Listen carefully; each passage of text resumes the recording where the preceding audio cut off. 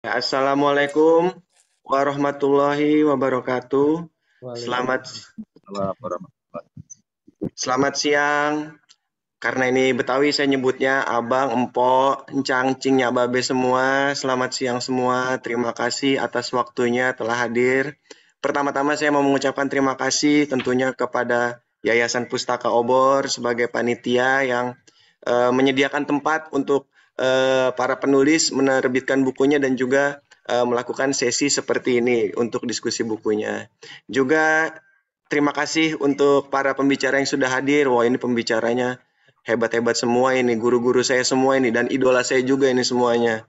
Ada, wah ya ada, saya manggilnya nih biasanya Om Dindon nih, Om Dindon WS, ada guru saya juga Putu Wijaya mungkin sedikit lagi baru bisa bergabung. Terus Sudah ada, ada, sudah ada sudah ya? ada. Halo, guru saya tuh Pak Putu Wijaya, lalu ada Pak Andri Novcaniago, wah ini juga sangat luar biasa. Beliau ini pernah menjadi menteri. Wah, nanti kita banyak ngobrol nih sama dia. Kapan lagi kita bisa ngobrol sama menteri nih kan? Dan juga tentunya ada penulis nih, penulis kita, penulis dari novel yang akan kita bahas tentang Betawi Ngontrak. Ada Babeh tercinta, Babeh Saiful Amri. Oke, untuk acara pertama sebelum mulai kita untuk menyanyikan lagu Indonesia Raya. Untuk panitia mohon disiapkan lagunya.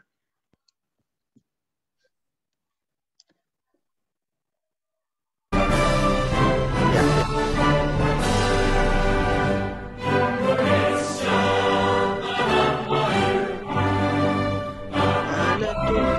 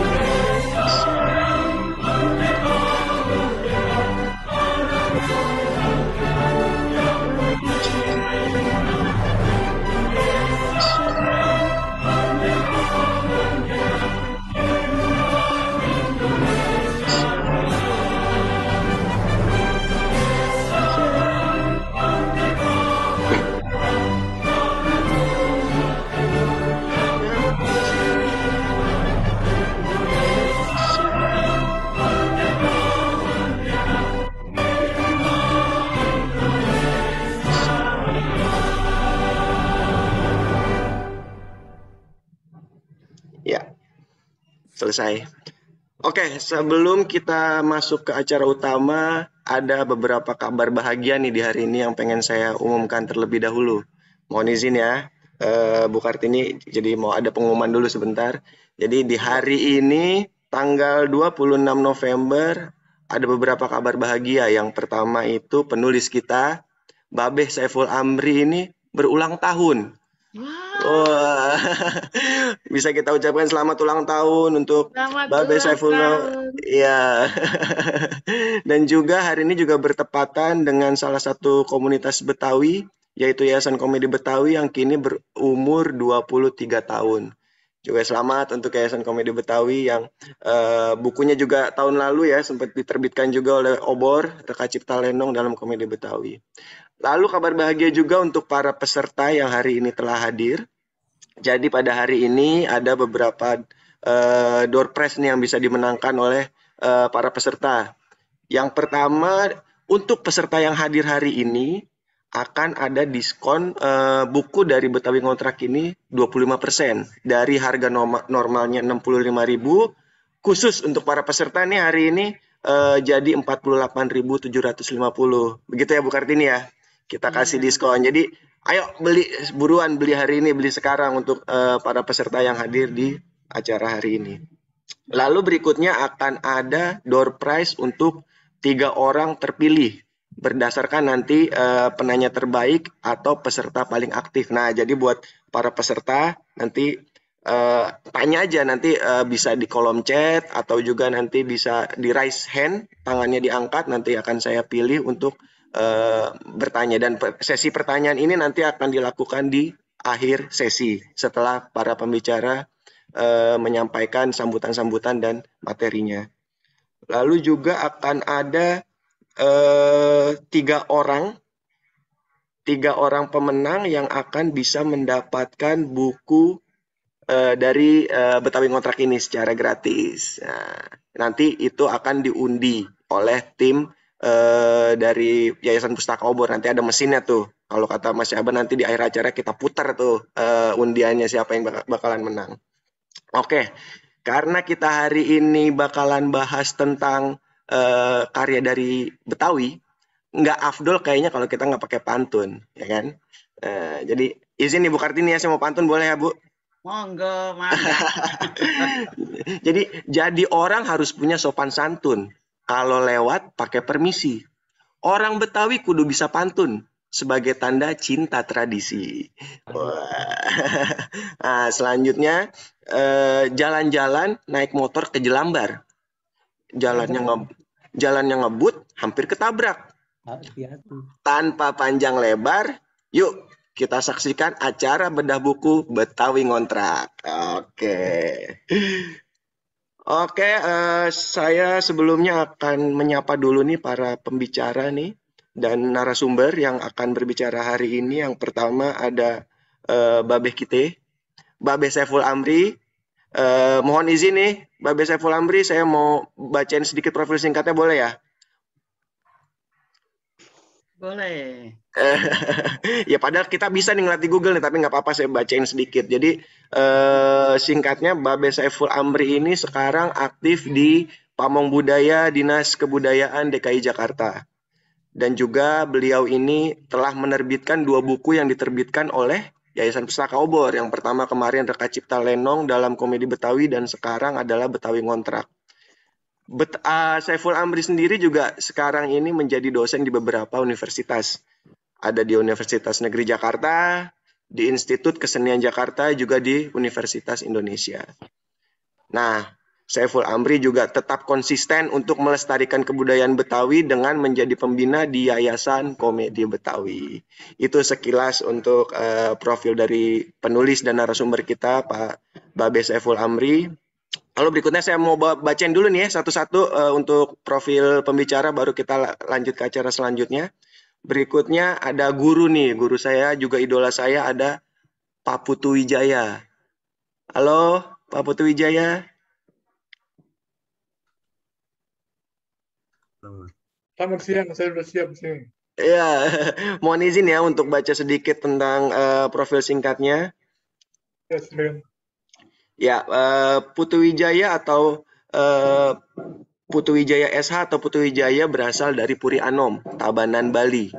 Adalah penulis, dramawan, wartawan, pemimpin teater mandiri yang menerapkan konsep kerja bertolak dari yang ada untuk menghasilkan karya teror mental.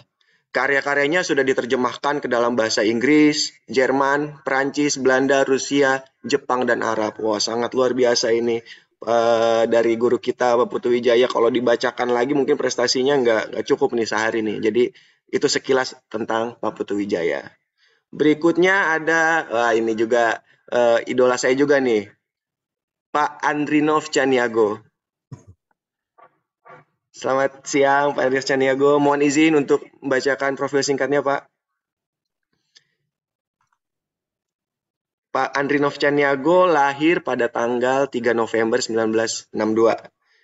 Beliau adalah seorang akademisi dan pengamat kebijakan publik Indonesia. Saat ini menjabat sebagai Wakil Komisaris PT Bank Mandiri. Beliau juga pernah menjabat sebagai Menteri Perencanaan Pembangunan Nasional pada tahun 2014. Beliau juga adalah dosen ilmu politik FISIP di Universitas Indonesia.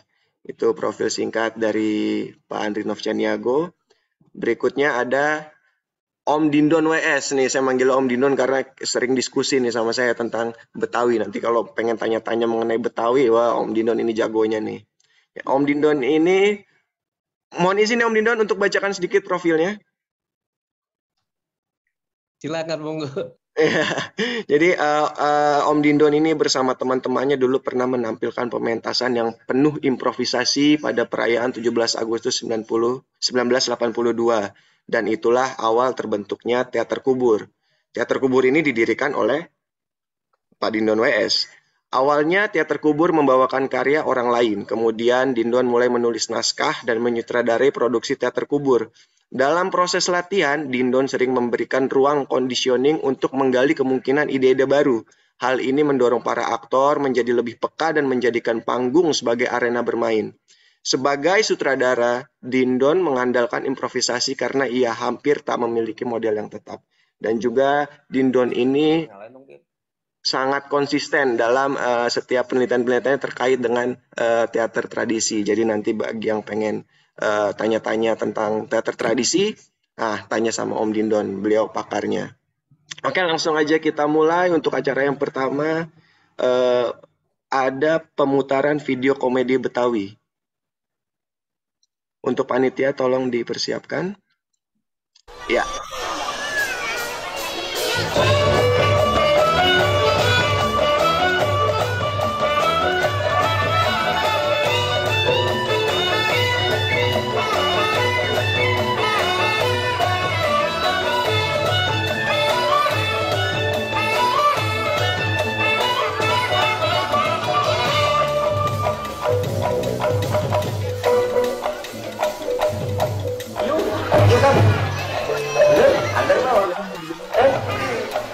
You understand? Makanya kalau kau ada pendidik sama dia, Bu. Nah, itu bahasa Inggris.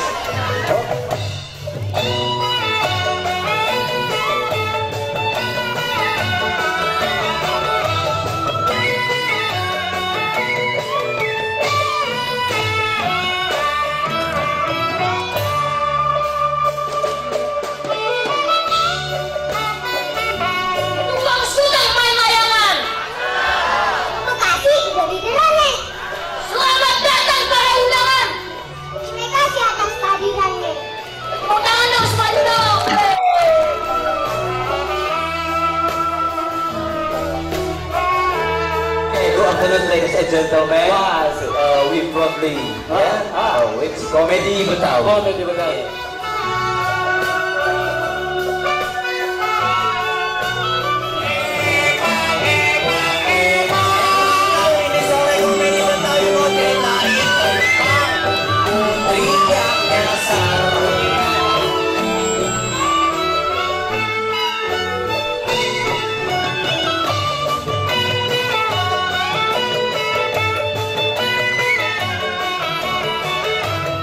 Goma ayam dikecapin gak ke gua makan. Oh makan, iya.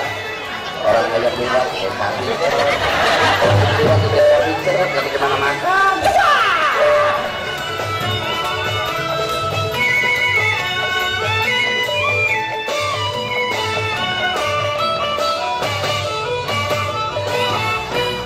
Ini benar-benar sungguh memalukan. Sungguh bodoh. Bang, besar bisa kehilangan pemutih. Habib. Jangan masalah Habib. Jauh gak kredit. Kredit anjing.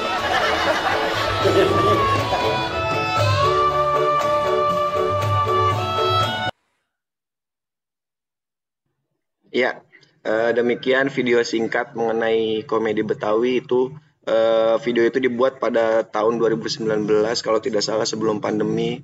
Kangen juga pengen ngelihat lagi yang seperti itu, sekarang kayaknya agak susah. Dan komedi Betawi ini salah satu pendirinya juga penulis kita yang akan kita bahas hari ini, bukunya Pak Saiful Amri. Jadi sedikit banyak yang kita lihat tadi, yaitu pengembangan dari Lenong sebenarnya, Lenong masa lalu yang kemudian ditransformasikan di berbagai macam cara oleh Saiful Amri, kemudian jadi sebuah komedi Betawi. Dan mudah-mudahan pandemi ini segera berakhir dan kita bisa lagi beraktivitas seperti dulu, juga kita bisa terus bisa melestarikan kebudayaan Betawi dan kebudayaan-kebudayaan yang ada di Indonesia. Oke, untuk teman-teman yang hadir, dimohon untuk mengisi daftar hadir yang ada di kolom chat nanti yang disediakan oleh panitia, karena yang mengisi daftar hadir nanti akan bisa berkesempatan memenangkan hadiah door prize di akhir acara nanti. Jadi buat para peserta yang hadir, silakan diisi daftar hadirnya. Oke, kita langsung mulai ke acara berikutnya, yaitu sambutan dari penerbit Ibu Kartini Nurdin, Ketua Yayasan Pustaka Obor Indonesia. Halo Bu Kartini. Ya. Waktu dan tempat Ya, dipersilakan Bang Ibu Kartini. Ya, Bang Lutfi, terima kasih. Bang Lutfi ya. Terima kasih banyak. Ya, Assalamualaikum warahmatullahi wabarakatuh. Waalaikumsalam. Selamat siang, salam sejahtera untuk kita semuanya, salam sehat. Alhamdulillah kita bisa bergabung di sini dalam keadaan sehat walafiat ya, untuk mengikuti acara peluncuran dan diskusi buku Betawi Ngontrak yang ditulis oleh Dr. Saiful Amri. Saya ingin menyapa para senior. Bapak Putu Wijaya, beliau adalah juga penulis obor. Karyanya beliau pernah diterbitkan, masih juga diterbitkan obor. Juga ada Pak Andrianov Acaniago ya, yang terhormat Pak Dindon. Ada juga Prof. Yasmin ya. Iya, ada Mbak Nino, Dr. Nino Kleden. Alhamdulillah. Bapak Ibu semuanya, mohon maaf nggak bisa kami sebutkan satu persatu, banyak alhamdulillah hadir 49 peserta ya. Mungkin nanti akan bertambah dan juga acara ini bisa juga diikuti melalui YouTube ya Bang Lutfi ya. Ya, ini ya, betul Bu. Dan akan ini melalui YouTube juga yang tidak bisa mengikuti acara siang hari ini bisa mengikuti melalui YouTube. Ya, selamat datang Bapak Ibu semuanya dan terima kasih telah hadir mengikuti acara siang hari ini untuk mengikuti acara bedah buku Betawi Ngontrak dan peluncurannya. Memang buku baru yang dihasilkan oleh Dr. Saiful Amri. Ini buku yang kedua ya. Mudah-mudahan dengan buku kedua ini akan menyusul buku yang selanjutnya. Tadi sudah disebutkan oleh beliau, Terlanjur Banyak Bini. Ini khas dari Pak Saiful menyajikan karya-karya Betawi ataupun budaya Betawi yang dalam bukunya.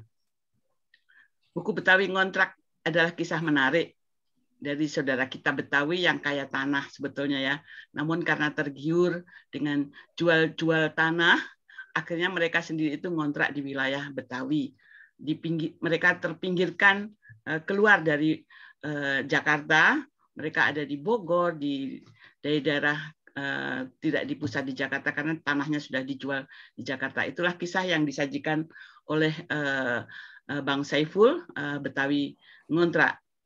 Kalau membaca buku ini kita akan bisa membayangkan bagaimana orang Betawi yang penuh humor, sangat egaliter, terbuka, religius, dan juga jago silat ya. Itulah ciri-ciri khas dari Betawi. Tentu pada novel yang ditulis oleh Bang Saiful ini terselip pesan moral, pesan budaya, dan kritik sosial yang disajikan oleh buku ini. Bagaimana mereka hidup di tengah kota metropolitan yang terus berkembang sangat cepat, namun mereka masih tetap masih kira-kira tradisional dalam ini budaya Betawinya yang belum begitu mementingkan pendidikan, tidak bekerja secara profesional, yang tentu banyak lagi orang Betawi yang umumnya demikian. Tapi sekarang sudah tidak ya. Ini terbukti dengan adanya Pak Saiful itu sudah tingkat doktor dan juga putranya ini yang jadi moderator sudah mementingkan pendidikan dan bekerja secara profesional. Saya tadi tidak ingin berpanjang lebar, tentunya kita akan ingin mendengarkan nanti bagaimana sih kisah Betawi Ngontrak ini yang disajikan oleh Pak Saiful. Saya akan mengutip pantun, katanya kalau orang Betawi harus pakai pantun, tapi saya mengutip dari buku ya Pak Saiful ini, Bang Saiful ini, dari Betawi Ngontrak. Tanam sawi kudu diairin. Cakep ya Pak Saiful ya? Cakep. Petik pepaya di pagi hari. Artinya? Kampung kita kudu dijagain ya. Kalau bukan kita, siapa lagi? Wah, cakep. Itulah pesan penting ya, bagaimana budaya tradisional Betawi ini harus kita jaga agar generasi muda Betawi mengenalnya dan tidak lupa dengan identitas diri. Kalau kita Yayasan Obor itu dulu banyak menerbitkan karya-karya terjemahan, sekarang ini karya-karya lokal banyak diterbitkan adalah upaya untuk memberikan pengayaan kepada generasi muda. Terima kasih Pak Saiful yang telah menerbitkan buku bersama Obor. Ini buku yang kedua. Selamat dan mudah-mudahan Pak Saiful terus produktif membagikan ilmunya kepada kita semuanya. Terima kasih juga kepada narasumber yang telah meluangkan waktu dan membagi ilmunya kepada kita semuanya. Begitu saja yang bisa saya sampaikan. Sekali lagi terima kasih kepada Bapak Ibu semuanya. Selamat mengikuti acara siang hari ini sampai selesai dan mudah-mudahan bermanfaat untuk kita semuanya. Wassalamualaikum warahmatullahi wabarakatuh. Waalaikumsalam warahmatullahi wabarakatuh.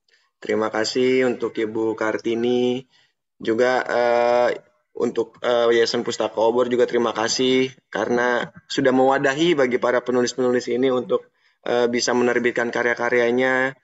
Kalau bukan Obor ya di mana lagi kita bisa menerbitkan buku sekarang ya. Baik, masih banyak ya Bu.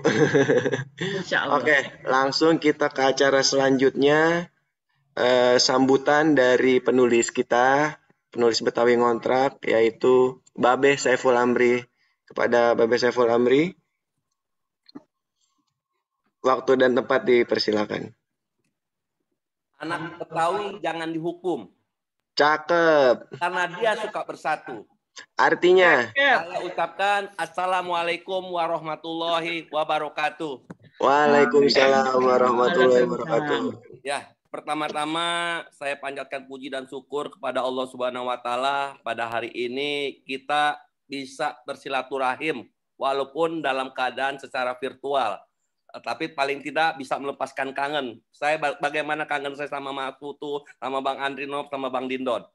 Juga selawat dan salam marilah kita limpahkan kepada manusia yang sangat luar biasa yang selalu kita agung-agungkan, yaitu Nabi Muhammad SAW beserta keluarganya, para sahabatnya hingga akhir zaman. Hari ini saya tidak memberikan sambutan, tapi saya hanya ingin mengucapkan terima kasih saya yang tak terhingga. Yang pertama adalah kepada keluarga saya yang selalu mendukung dalam saya berkarya. Lalu saya ucapkan juga terima kasih kepada Yayasan Obor. Dalam hal ini adalah Ibu Kartini yang selalu mendorong saya untuk menulis. Kalau bukan karena Bu Kartini, mungkin saya tidak mau nulis ini. Hingga akhirnya terbitlah novel Betawi Ngontrak. Ini pun atas dorongan Bu Kartini. Juga dalam hal ini saya mengucapkan Betawi Ngontrak ini kepada Bang Dindon. Bang Dindon inilah yang memberikan inspirasi saya untuk menulis Betawi Ngontrak. Bahkan Bang Dindon itu selalu sabar untuk melayani saya berdiskusi tentang Betawi Ngontrak ini. Bang Dindon, terima kasih banyak Bang Dindon. Dan saya juga mengucapkan berterima kasih ini kepada sahabat saya, sahabat atau teman saya lama sekali, ini Bang Andrinov. Bang Andrinov ini adalah teman SMA saya. Bahkan pernah satu bangku. Dan beliau inilah yang juga selalu mendukung saya untuk menulis. Baik secara material maupun moral. Itu sangat-sangat Bang Andrinov sangat membantu saya. Bang Andrinov, terima kasih banyak Bang Andrinov. Salam buat keluarga. Lalu tak lupa saya juga harus mengucapkan sangat-sangat berterima kasih ini kepada guru saya ini, yaitu Mas Putu Wijaya. Mas Putu Wijaya selalu memberikan atau membangkitkan emosi saya untuk berkarya. Bahkan saya membuat karya, Pak Putu Wijaya ini selalu memonitor saya. Dan kadang-kadang juga menegur saya kalau saya salah. Dan sangat luar biasa. Makanya saya salam tabe sama Mas Putu Wijaya. Mas Putu, terima kasih. Salam tabe. Juga yang mungkin mudah-mudahan hadir di sini, Bapak Ahmad Sarofi ini Kepala Suku Dinas Jakarta Barat yang pertama kali saya bilang saya mau menerbitkan buku, dia langsung mendukung saya dan lalu mensupport saya. Ini Bang Ahmad Sarofi, ini Kepala Sudin Jakarta Barat Kebudayaan. Mudah-mudahan hadir. Juga saya harus menyapa ini ada guru-guru saya, ada Profesor Yasmin, ada Ibu Nino, ada Ibu Yulianti Parani, juga ada Profesor Nur Hayati, ada Dokter Dirah ini, Dokter Dirah. Ini juga saya selalu berdiskusi dengan Mbak Dirah ini. Juga saya mengucapkan terima kasih yang saya tidak bisa sebutkan. Kalau tidak ada Babe, Nya, Encang, Encing, mungkin saya tidak bisa jadi penulis. Walaupun tidak saya sebutkan, ini semuanya sangat mendukung saya. Akhirnya itu yang saya bisa ucapkan. Buat apa pergi ke kota kalau cuma beli sawi? Buat apa tinggal di Jakarta kalau kagak cinta sama budaya Betawi? Terima kasih semuanya. Assalamualaikum warahmatullahi wabarakatuh. Waalaikumsalam warahmatullahi wabarakatuh. Ya, luar biasa sekali Babe Saiful Amri. Memang tadi seperti yang dikatakan, buku ini bisa terbit karena juga beberapa partisipasi dari teman-teman sekitar ya Babe Saiful Amri. Ada Pak Andrinov, ada Pak Sarofi, dan lain-lain sebagainya. Salam juga untuk guru-guru yang tadi sempat disampaikan oleh Babe Saiful. Ada Bu Ninu, halo Ibu Ninu. Ada Ibu Yasmin, halo Ibu, udah lama nggak pernah ketemu. Juga ada Bu Yulianti Parani. Semoga sehat-sehat selalu. Itu juga guru-guru saya di Universitas Indonesia. Juga karena beliau lah banyak penelitian-penelitian saya tentang Betawi yang bisa diterbitkan karena memang arahan-arahan dari guru-guru tersebut. Oke, langsung kita ke acara selanjutnya. Ada guru saya juga nih, Pak Putu Wijaya. Selamat siang ya. Halo, selamat siang Pak. Waktu dan tempat dipersilakan untuk Pak Putu Wijaya. Assalamualaikum warahmatullahi wabarakatuh. Waalaikumsalam warahmatullahi wabarakatuh. Selamat siang semuanya. Pertama-tama saya ingin mengucapkan selamat ulang tahun dulu kepada Saiful Amri dan Komedi Betawi. Mudah-mudahan di depan lebih terang dan lebih produktif. Makasih Mas Putu. Kemudian saya minta izin bahwa saya akan hanya bisa hadir setengah jam karena saya ada urusan keluarga. Mohon dimaafkan. Tapi saya akan mencoba untuk menumpahkan apa yang bisa saya katakan. Begini. Ketika Pustaka Jaya masih menjadi motor sastra Indonesia, ada dua buku yang terbit yang membuat kita yang ingin tahu tentang Jakarta merasa senang. Bukunya Si Bocek dan Sidul Anak Betawi. Si Bocek saya lihat, saya sudah lupa siapa penulisnya. Tapi Sidul Anak Betawi penulisnya adalah Aman A. Datuk Maju Indo. Itu penulis Balai Pusaka, termasuk dalam pengarang dalam Pujangga Baru dan Balai Pusaka juga.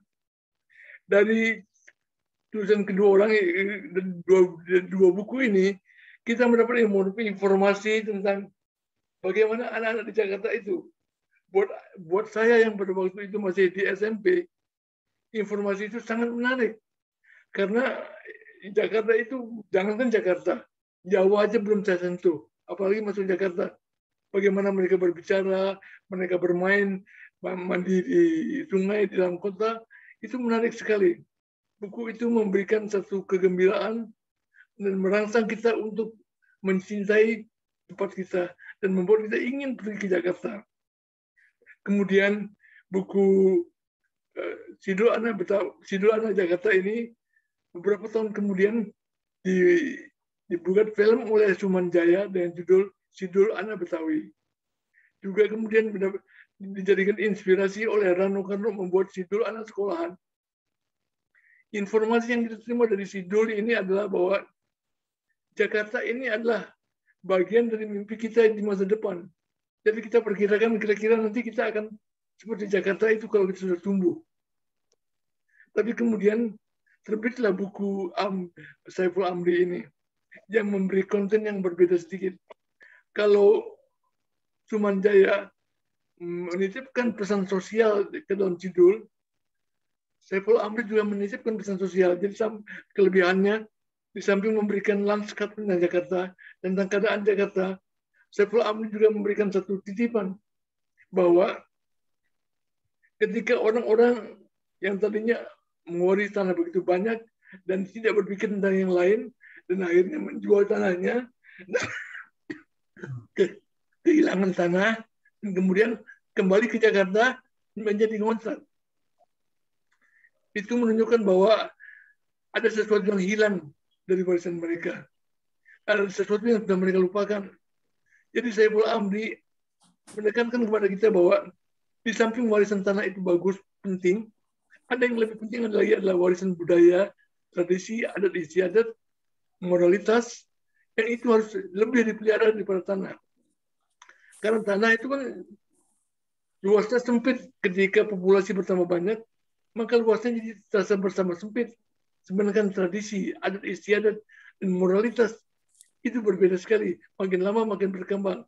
Kalau diberikan interpretasi, itu bisa menjadi tuntunan kita untuk masa yang depan. Jadi, untuk menyelesaikan problem ini, Saiful Amri memberikan solusi. Satu yang harus dibenahi adalah bahwa berhenti memprioritaskan tanah sebagai harta yang terbaik. Tapi adat istiadat, tradisi, dan ajaran-ajaran nenek moyang kita. Dan itu hanya bisa dilakukan dengan jalan belajar. Belajar, mempelajari, dan menjadi profesional dalam berbagai macam-macam tawaran yang kemudian akan bertambah banyak, yang dahulu tidak ada. Dahulu alam, orang hidup dari alam. Bergantung dari alam. Tapi kemudian begitu banyak hal-hal yang bisa dijemput, yang dilakukan, yang membuat kita harus menjadi profesional pada bidang-bidang tertentu. Jadi Amri mengusulkan supaya orang belajar, memberikan waktunya untuk pendidikan, dan melihat ke depan lebih jauh lagi bahwa perkembangan ini memerlukan sesuatu cara berpikir yang berbeda.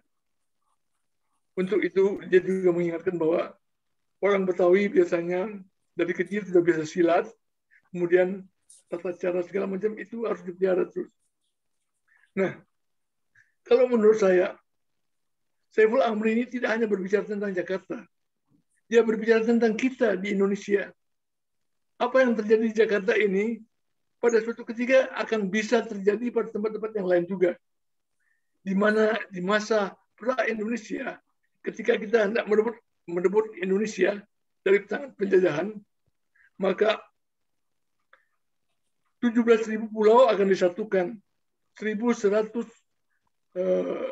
tradisi budaya dan etnis akan disatukan. Untuk itu kita akan mengumpulkan ke dalam satu kepalan tangan bersatu menjadi Indonesia. Tapi setelah kita merebut kemerdekaan kita menjadi Indonesia, muncullah pasca Indonesia. Setelah pasca Indonesia, maka yang penting sekali dalam hal ini adalah bagaimana kita menjaga agar apa yang kita dapatkan itu tidak terlepas lagi. Bukan hanya Jakarta, tapi tempat-tempat lain juga. Ketika dia mulai maju, maka tiba-tiba tempat itu bergerak ke depan, tapi orang-orangnya harus ikut bergerak ke depan. Kalau tidak, dia akan ketinggalan. Contohnya yang lain, misalnya seperti Bali. Bali itu adalah sebuah jendela untuk keluar negeri. Sekarang banyak sekali orang pindah ke Bali karena melangkah ke luar negeri tidak harus pergi ke Amerika, ke Rusia, ke Jepang, tapi pergi ke Bali, karena itu jendela. Begitu dia pergi ke Bali, maka terbukalah jendela internasional.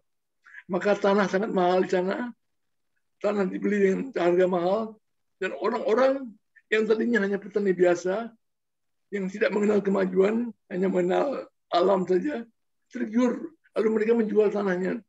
Makin lama makin banyak, dan akhirnya kemampuan mereka untuk bertani, kemampuan mereka untuk mempergunakan alam sebagai sumbernya menjadi hilang. Lalu mereka kembali kepada hal-hal yang sebelumnya dilupakan orang. Yaitu ketika mereka sudah kehilangan semuanya, mereka tidak memiliki lagi kemampuan itu. Dan ketika mereka kembali, mereka tidak mampu. Akhirnya mereka menjadi asing pada diri sendiri, asing pada tanah sendiri. Ada yang melakukan transmigrasi, dan ketika mereka pulang, mereka terpaksa ngontrak rumahnya. Mengontrak tanahnya, mengontrak rumahnya sendiri, dan tinggal di rumahnya dengan membayar. Itu berarti bahwa Saiful Amri, tidak hanya menceritakan tentang Jakarta, tapi dia menceritakan tentang masa depan kota-kota yang mungkin sekali akan mengikuti apa yang terjadi di Jakarta. Jadi buku ini, Yayasan Obor, tidak hanya menerbitkan sebuah buku yang membuat orang Jakarta mulai memperhatikan hal-hal yang baru, tapi juga kota-kota lain yang mungkin akan mengikuti apa jejak Jakarta. Seperti Bali misalnya, dan kota-kota lain yang memungkinkan itu. Jadi saya berpikir, Betawi ngontrak ini bukan hanya Betawi ngontrak, tapi mungkin nanti akan menjadi pribumi ngontrak atau Melayu ngontrak. Untuk itu, saya berterima kasih kepada Saiful Amri yang telah membuat tulisan dengan humor, sehingga tetap menyenangkan, enak dibaca, tapi pesannya jelas. Terima kasih juga kepada Obor yang telah menerbitkan sesuatu yang di samping menghibur, tapi memberikan isi kepada generasi muda bahwa ini memang kelihatannya cerita tentang Betawi, cerita tentang Jakarta. Tapi pada hakikatnya ini adalah cerita tentang kita semua di Indonesia. Kita cerita tentang kemungkinan-kemungkinan yang akan menimpa kita di masa depan, yang kalau tidak diantisipasi sekarang, kejadiannya bisa rusak sekali.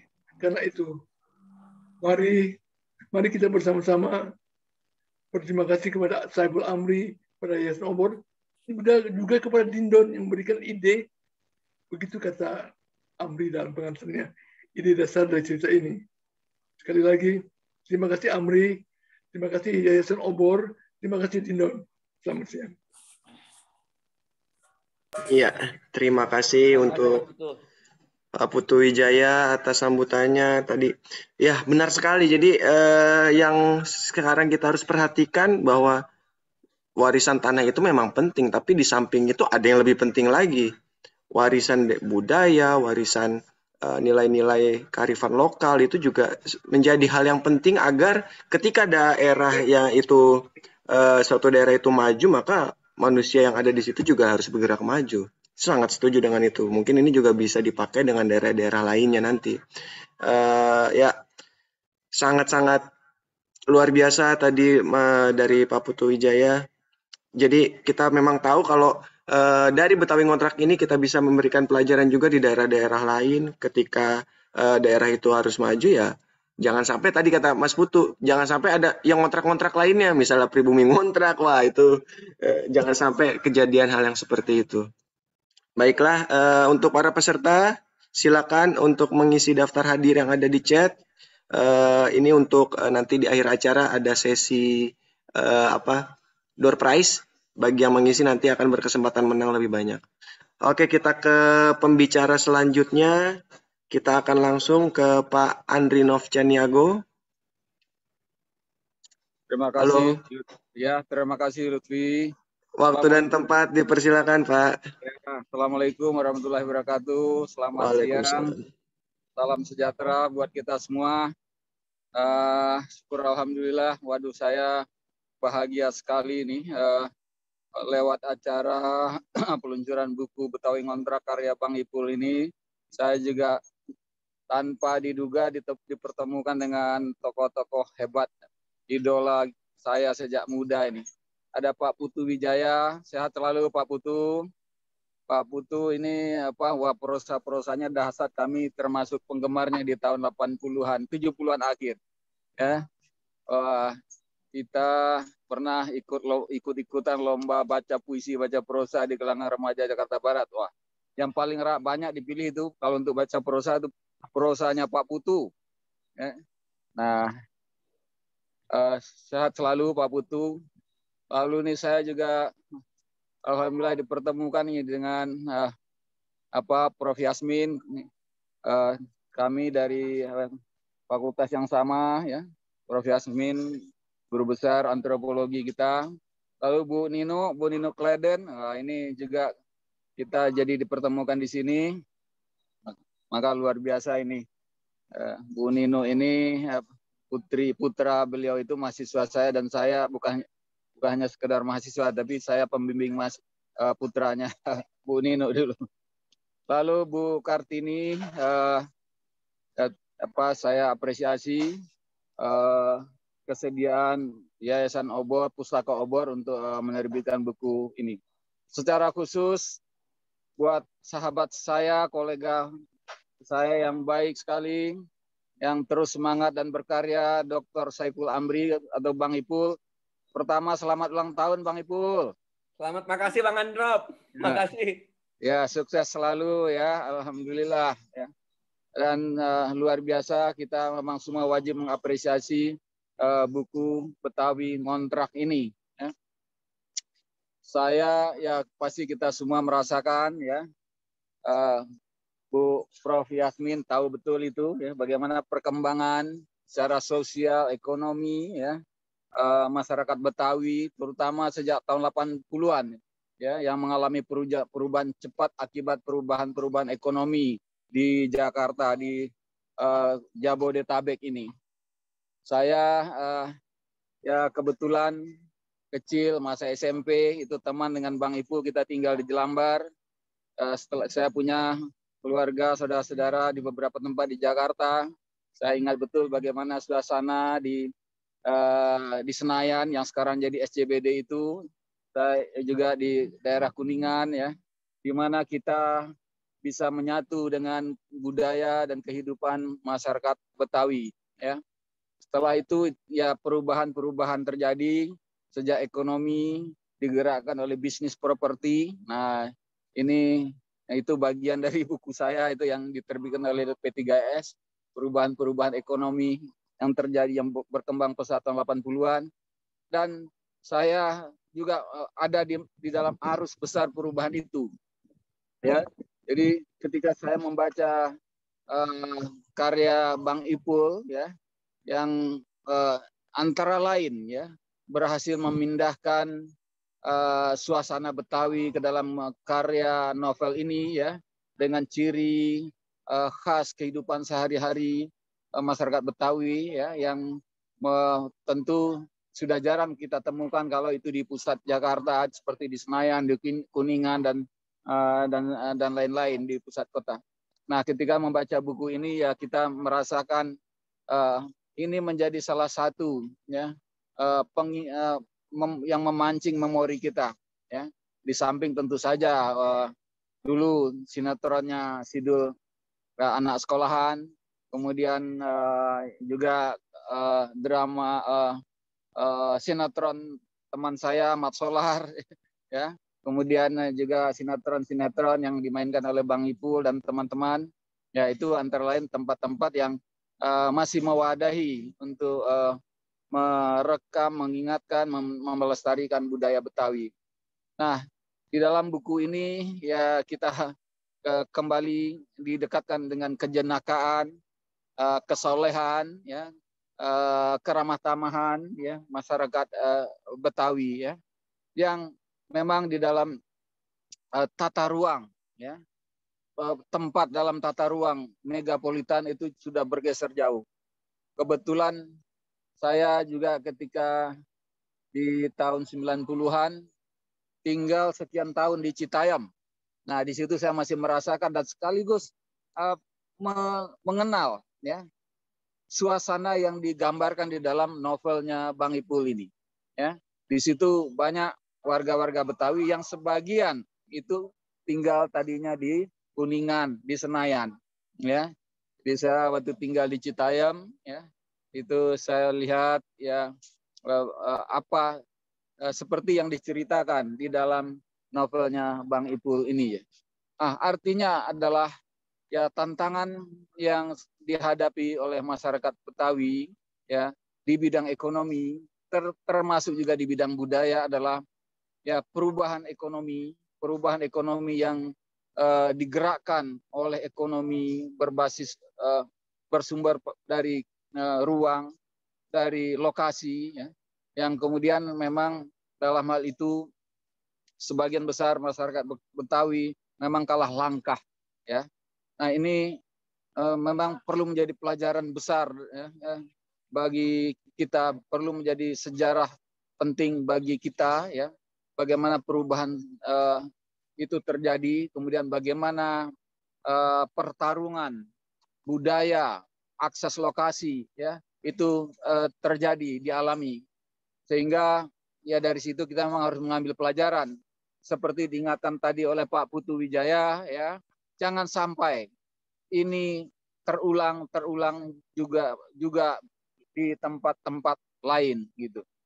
Nah, di samping tentu saja dengan tantangan yang berat ini, bagaimana kemudian masyarakat Betawi, budaya Betawi ini harus cepat mencari tempat untuk tetap hidup, tumbuh, ya, dan terus berkembang. Ya. Nah, dalam hal inilah, ya, Bang Ipul memberikan sumbangan, ya, bagi kita, ya, baik melalui karya ini maupun melalui aktivitas-aktivitas sebagai budayawan dan cendekiawan Betawi, dan juga di dalam karya ini sendiri sebetulnya ada pesan, ya, pesan di akhir cerita, ya, di alur cerita. Semoga ini cerita ini bersambung dengan kembalinya seorang tokoh yang disebut di dalam ini, ya, tokoh hayalan yang disebut di dalam buku ini, kembali dari luar negeri kemudian menjadi tokoh yang membawa perubahan, yang memimpin perubahan kembali masyarakat Betawi, budaya Betawi, dan tentu saja ekonomi masyarakat Betawi.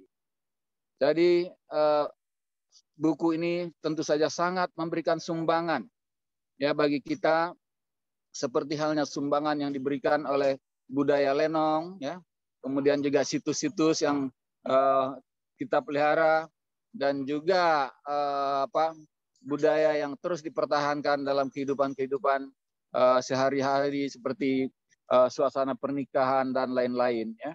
Jadi selamat Bang Ipul, luar biasa telah mengambil inisiatif, telah mengambil tanggung jawab dengan membuat karya di lapangan lain, ya, di luar panggung teater Lenong, yaitu di dalam karya novel yang luar biasa ini. Saya ingin berpantun juga sedikit. Ke pasar beli pisang molen. Cakep. Pisang molen dibeli 1 bakul. Artinya? Hari ini kita bertemu muka di ruang online, menyambut buku hebat karya Bang Ipul. Luar biasa. Cakep. Nah, ini ada yang buat penutup pantunnya. Makan ketan pakai lauk ikan karang. Cakep. Habis makan kita pulang. Artinya? Tanah orang Betawi boleh berkurang. Budaya Betawi tidak boleh hilang. Assalamualaikum warahmatullahi wabarakatuh. Waalaikumsalam warahmatullahi wabarakatuh. Terima kasih untuk Pak Andrinov Caniago. Seperti yang tadi disampaikan oleh Pak Andrinov, memang orang Betawi itu 3S kalau kita nyebutnya. Pak Andrinov Caniago harus bisa sholat, silat, dan silaturahmi. Nah, itu kalau orang Betawi ninggalin salah satunya, berarti itu Betawinya abu-abu kalau kata orang Betawi. Belum Betawi bener gitu. Oke, kita langsung ke pembicara selanjutnya. Ini juga orang yang memberikan ide awal untuk menulis cerita ini. Ada Om Dindon WS. Halo Om Dindon. Halo, selamat. Oke, silakan untuk memberikan sambutan dan menanggapi tadi beberapa pembicara tadi, Om Dindon. Waktu dan tempat dipersilakan untuk Om Dindon. Terima kasih. Assalamualaikum warahmatullahi wabarakatuh. Waalaikumsalam warahmatullahi.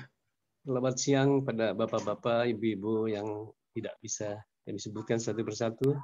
Juga selamat ulang tahun pada Ipul. Sukses selalu bersama Om Bet. Ya, terima kasih Bang Dinon. Ya, saya nggak bisa pantun. Akhirnya naskah ini jadi juga. Sebetulnya naskah ini lama sekali dalam obrolan-obrolan kita di warung di mana gitu. Kemudian ditangkap lah sama Ipul yang kemudian menjadi karya yang original kayak Ipul gitu. Sebetulnya karena persoalan daya kritis kita melihat persoalan Betawi saja sebetulnya gitu yang hampir setiap saat, setiap detik kita dihadapi oleh persoalan-persoalan yang sangat stereotip sekali gitu sampai saat ini. Terutama persoalan sebuah identitas. Pentingkah sebuah identitas? Saya melihat naskah ini juga dalam kesadaran Saipul Amri untuk melihat kembali sebuah identitas seorang Betawi atau orang Jakarta gitu. Nah, menjadi sebuah sangat penting buat Saipul Amri karena menyelesaikan persoalan ekonomi tidak semata-mata meninggalkan jejak begitu saja. Yang akhirnya secara kompromi tidak bisa diatasi dan dia memang harus pindah keluarga itu. Tapi sebagai sebuah identitas dia nggak akan hilang selama dia tetap punya rasa cinta dan sebagai Jakarta sebagai medan pertarungan terus disikapi dengan lebih progresif, terutama banyak orang berpikir tentang stereotip mentalitas Betawi itu yang kurang progresif di dalam mengejar impiannya gitu. Mungkin merasa menjadi tuan rumah di tengah kota yang kaya ini, perputaran ekonomi ada di sini gitu. Ya, istilah saya mungkin bagaimana Saipul Amri mencoba menjadi orang seperti orang Jakarta yang merantau di tanahnya sendiri. Saya kira basic itu bagus ya. Jadi ada fighting spirit, ada struggle tetap untuk konsisten untuk mendekat kepada budaya Jakarta, Betawi, khususnya kesenian Betawi, dan lebih dari itu juga tidak hanya berhenti kepada romantisme merawat cinta dengan adat istiadat, kesenian dan silat. Tapi itu tidak menyelesaikan persoalan kalau tidak didekati dengan ilmu. Saya kira itu yang dahsyatnya persoalan-persoalan di naskah Betawi Ngontrak ini. Nah, melihat novel Betawi Ngontrak persis seperti kita bercermin, terutama saya Saipul yang dari kecil memang hidup di Jakarta, yang selalu bergeser setiap saat ruang itu bergeser. Yang saya rasakan sampai saat ini adalah hanya beberapa rumah saja yang sudah yang masih bertahan sebagai orang Jakarta gitu. Tapi memang itu tidak bisa diatasi lagi karena kemungkinan persoalan internal keluarga itu kalau ukurannya secara demokratis pasti akan terjadi hal-hal yang seperti dialami Saipul Amri itu. Mungkin tingkat kesadaran kepada nilai-nilai tradisi itu ya mungkin karena tidak semua orang Betawi yang sejak awal sudah berpikir tentang pentingnya sebuah ikatan keluarga gitu. Ikatan keluarga itu tidak terlampau banyak. Yang saya lihat di sini di dalam buku ini cukup memberi inspirasi, memberi pesan-pesan yang bahwa Betawi tidak hanya kepada romantisme tentang kebetawian yang sangat tradisional dan cara menyikapi hidup, tapi harus progres kepada ilmu pengetahuan. Itu bisa menyelesaikan persoalan. Karena kalau kita melihat masyarakat Betawi dari status sosialnya, dari tingkat menengah sampai tingkat bawah, yang tingkat bawah itu lebih banyak. Ada kemiskinan yang sangat struktural gitu. Dan turun temurun, terus merucut ketika rumah tanah dijual semakin merucut. Gitu. Nah, ketika menjawab itu, saya kira Saiful Amri sudah dalam cerita ini mencoba menjawab bagaimana mendobrak kemiskinan dan struktural gitu. Artinya yang turun temurun karena uang tidak menyelesaikan persoalan kalau hanya cukup membeli benda-benda gitu. Tapi ketika itu dimanfaatkan menjadi alat untuk belajar, itu langsung akan berubah. Dan seterusnya generasi itu akan berjalan dengan baik. Misalnya Saiful Amri sekarang dia sudah mempunyai anak yang juga bagus di pendidikannya bagus, terus juga mereka concern dengan budaya Betawi dan terlibat di kesenian Betawi. Artinya ada satu cara gitu untuk melihat persoalan ke depan, bukan hanya sekedar budaya, bukan hanya sekedar mencintai tanah Betawi dan budayanya, tapi bagaimana progres untuk melawan realitas Betawi yang secara mental yang saya rasakan, kami juga bagian dari Betawi, itu merasa nyaman di tanah sendiri gitu, karena semuanya serba ada. Jadi mental spirit untuk berontak kalah nyalinya dengan orang-orang pendatang ya, dari Jawa, dari Madura yang survive dan struggle sehingga mereka mampu menjadi tulang punggung dan kemudian berantai kepada sanak familinya, dan itu terasa gitu. Nah, di Jakarta ini saya melihat Saiful Amri sudah mencoba menularkan sesuatu yang sangat inspiratif, terutama buat kesadaran kritis terhadap masyarakat Betawi, tidak hanya melulu persoalan-persoalan ekonomi, tapi itu kurang menyelesaikan persoalan, tapi ilmu penting. Karena dengan ilmu dia bisa menjadi revolusi sendiri bagi kemiskinan yang sangat struktural. Ya, karena ketika warisan itu sudah dibagi-bagi, dipecah-pecah, yang tadinya banyak akan merucut dan hilang pada akhirnya. Tapi kalau dipagari dengan ilmu, saya kira itu luar biasa. Itu yang saya tangkap dari Betawi Ngontrak. Nah, selain itu saya melihat Betawi Ngontrak ini khas tipikal karakter Saiful sangat kuat sekali. Ada kejujuran dalam menuturkannya, gitu. Artinya dia tidak takut dengan apa yang dia mau lakukan, apa yang dia mau sampaikan lewat kata-kata. Tidak terlalu harus aku bersastra-sastra, tidak. Menarik, misalnya ada contoh, misalnya dia melukiskan kejadian sesuatu, itu dia pakai kata adegan, itu kan sesuatu yang dekat dengan dia karena dia aktor gitu.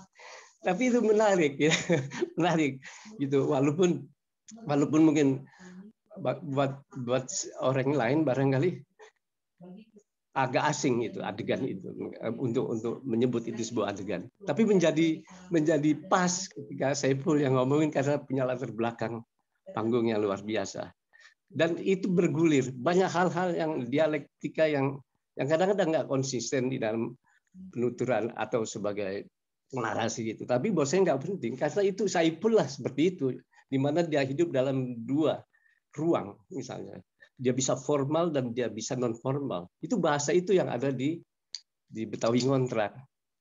Saya merasa senang karena sebagai teman, karena Saiful Amri mencoba merefleksikan kesadaran kritisnya lewat Betawi Ngontrak, yang barangkali masih banyak sisi-sisi lain juga Betawi yang bisa digali ya, dari masalah karakteristik manusianya, dari masalah persoalan-persoalannya ada.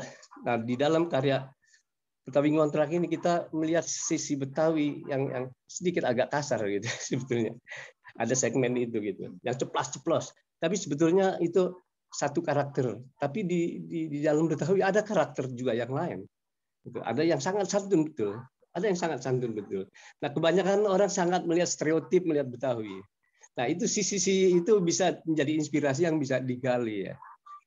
Misalnya bagaimana itu satu karakter sebagai Saiful Amri identifikasi tokoh dalam naskah itu saya lihat sangat kuat.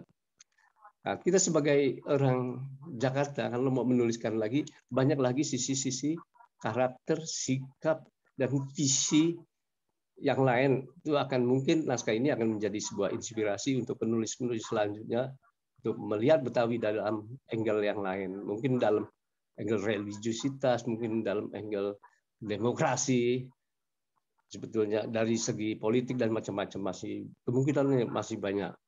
Saya kira dari saya itu dulu. Mungkin sebelumnya saya ucapkan terima kasih dan selamat kepada Saiful Amri. Kira itu. Terima kasih untuk Om Dindon atas tanggapan dan komentarnya mengenai buku Betawi Ngontrak. Tadi menarik apa yang dikatakan sama Om Dindon. Kalau Betawi itu ceplas-ceplos, agak kasar gitu ya Om Dindon. Tapi sebenarnya orang Betawi itu baik-baik Om Dindon. Buktinya orang-orang yang datang ke Jakarta diterima dengan senang hati. Jadi sangat egaliter. Jadi ceplos-ceplos itu ya memang hanya untuk memperlihatkan ya kalau orang Betawi orangnya terbuka. Kita mengatakan apa adanya. Begitu ya kira-kira Om Dindon.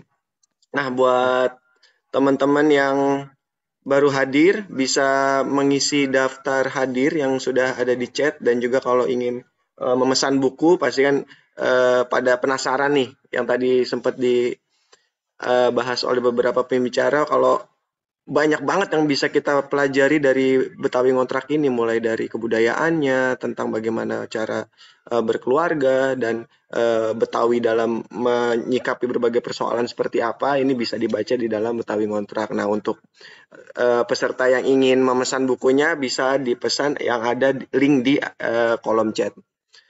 Oke, sekarang kita berarti langsung aja masuk ke sesi tanya jawab. Bagi peserta yang ingin bertanya bisa bertanya dengan raise hand. Nanti akan saya panggil dan bisa dibuka mic-nya untuk bertanya, atau ingin di kolom chat juga nggak apa-apa. Nanti dipilih bagi yang ingin bertanya, dipersilakan. Ada yang mau bertanya atau nanti mau ditunjuk? Enggak kan? Atau mungkin karena di sini ada guru besar nih, boleh kali ya, Babe Saiful Amri? Boleh nggak nih kita coba nanya nih sama ahlinya juga nih yang di bidang Betawi nih? Ya, ada Profesor Yasmin sama Bu Ninu, mungkin bisa kali ya kita ngobrol-ngobrol juga. Halo Bu Yasmin, Profesor Yasmin. Boleh panitia tolong dihidupkan. Halo, assalamualaikum Bang. Waalaikumsalam Bu Yasmin. Ya, jadi Bu Yasmin ini salah satu juga peneliti, pengamat budaya Betawi yang bukunya juga luar biasa, dan mungkin Babe Saiful Amri ini juga salah satu inspirasi dalam menulis juga dari karya-karyanya Bu Yasmin ya, Babe Saiful ya. Ya, mungkin Bu Yasmin boleh ada tanggapannya sedikit mengenai tadi diskusi kita dengan beberapa penjara tentang Betawi Ngontrak. Boleh Bu, tanggapannya mungkin. Sebentar Bang, tadi saya ada tamu jadi ninggalin sebentar, ntar saya ngikutin lagi. Oke Bu, oke Profesor Yasmin. Oke, siap. Sama-sama. Berarti kita ke Bu Ninu berarti nih ya, Babe Saiful Amri. Bu Ninu, halo Bu Ninu. Bu Ninu Kleden. Halo, selamat siang. Selamat siang Bu Ninu, apa kabar Ibu? Baik, kalian gimana? Baik semua, segar ya? Baik juga Bu. Selamat ulang tahun juga Bang Ipul. Makasih Bu Ninu. Saya manggil Pak Ninu. Gini nih, jangan saya ditanya ini ya, jangan saya ditanya apa namanya buku, kan belum baca, baru mau pesan.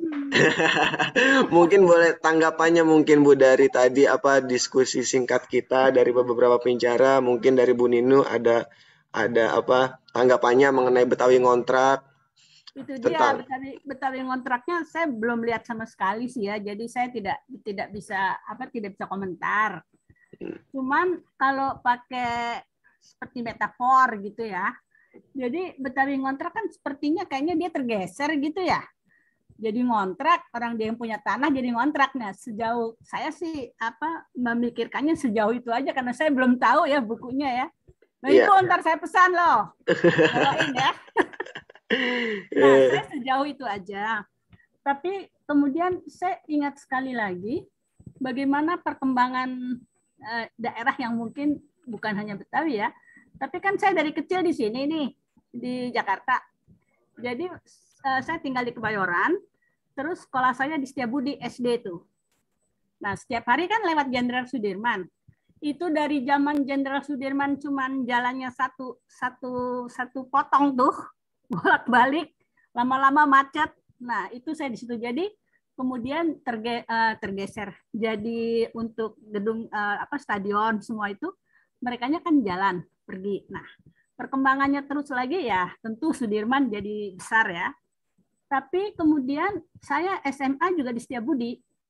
Jadi saya tahu sekali juga, kita suka main tuh di Kuningan, sawah tuh masih di situ. Nah, itu kemudian Setiabudi, itu juga masih sawah-sawah. Terus saya sampai ke Karet. Nah, itu orang peras susu tuh. Nah, tempat susu tuh di situ, susu sapi.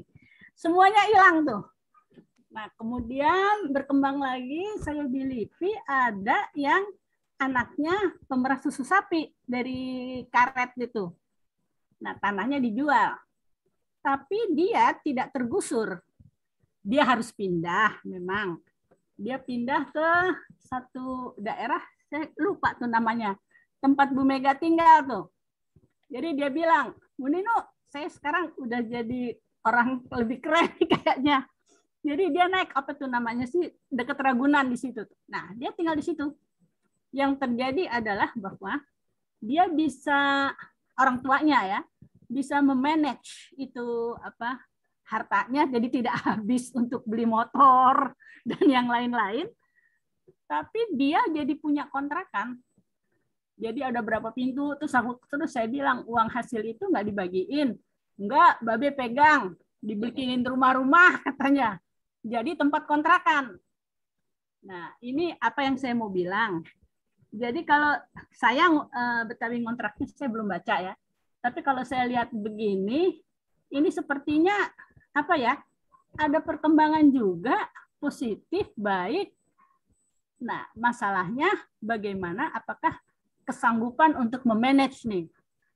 Sama juga seperti itu yang di di belakang. Nah, kalau yang lucu lagi, Bang Bolot nih. Udah 10 tahun lalu Bang Bolot udah lupa sama saya deh, saya datang ke rumahnya di pinggir rel kereta tuh di Jombang. Nah, apa dia bilang? Rumahnya udah jadi keren kan? Waduh, Bang Bolot nih keren banget nih sekarang. Mobil nggak pakai Jeep lagi. Dulu kan naik Jeep tuh. Ketemu saya kan pakai Jeep tuh. Udah nggak lagi nih. Nah, jadi ngobrol nih kan.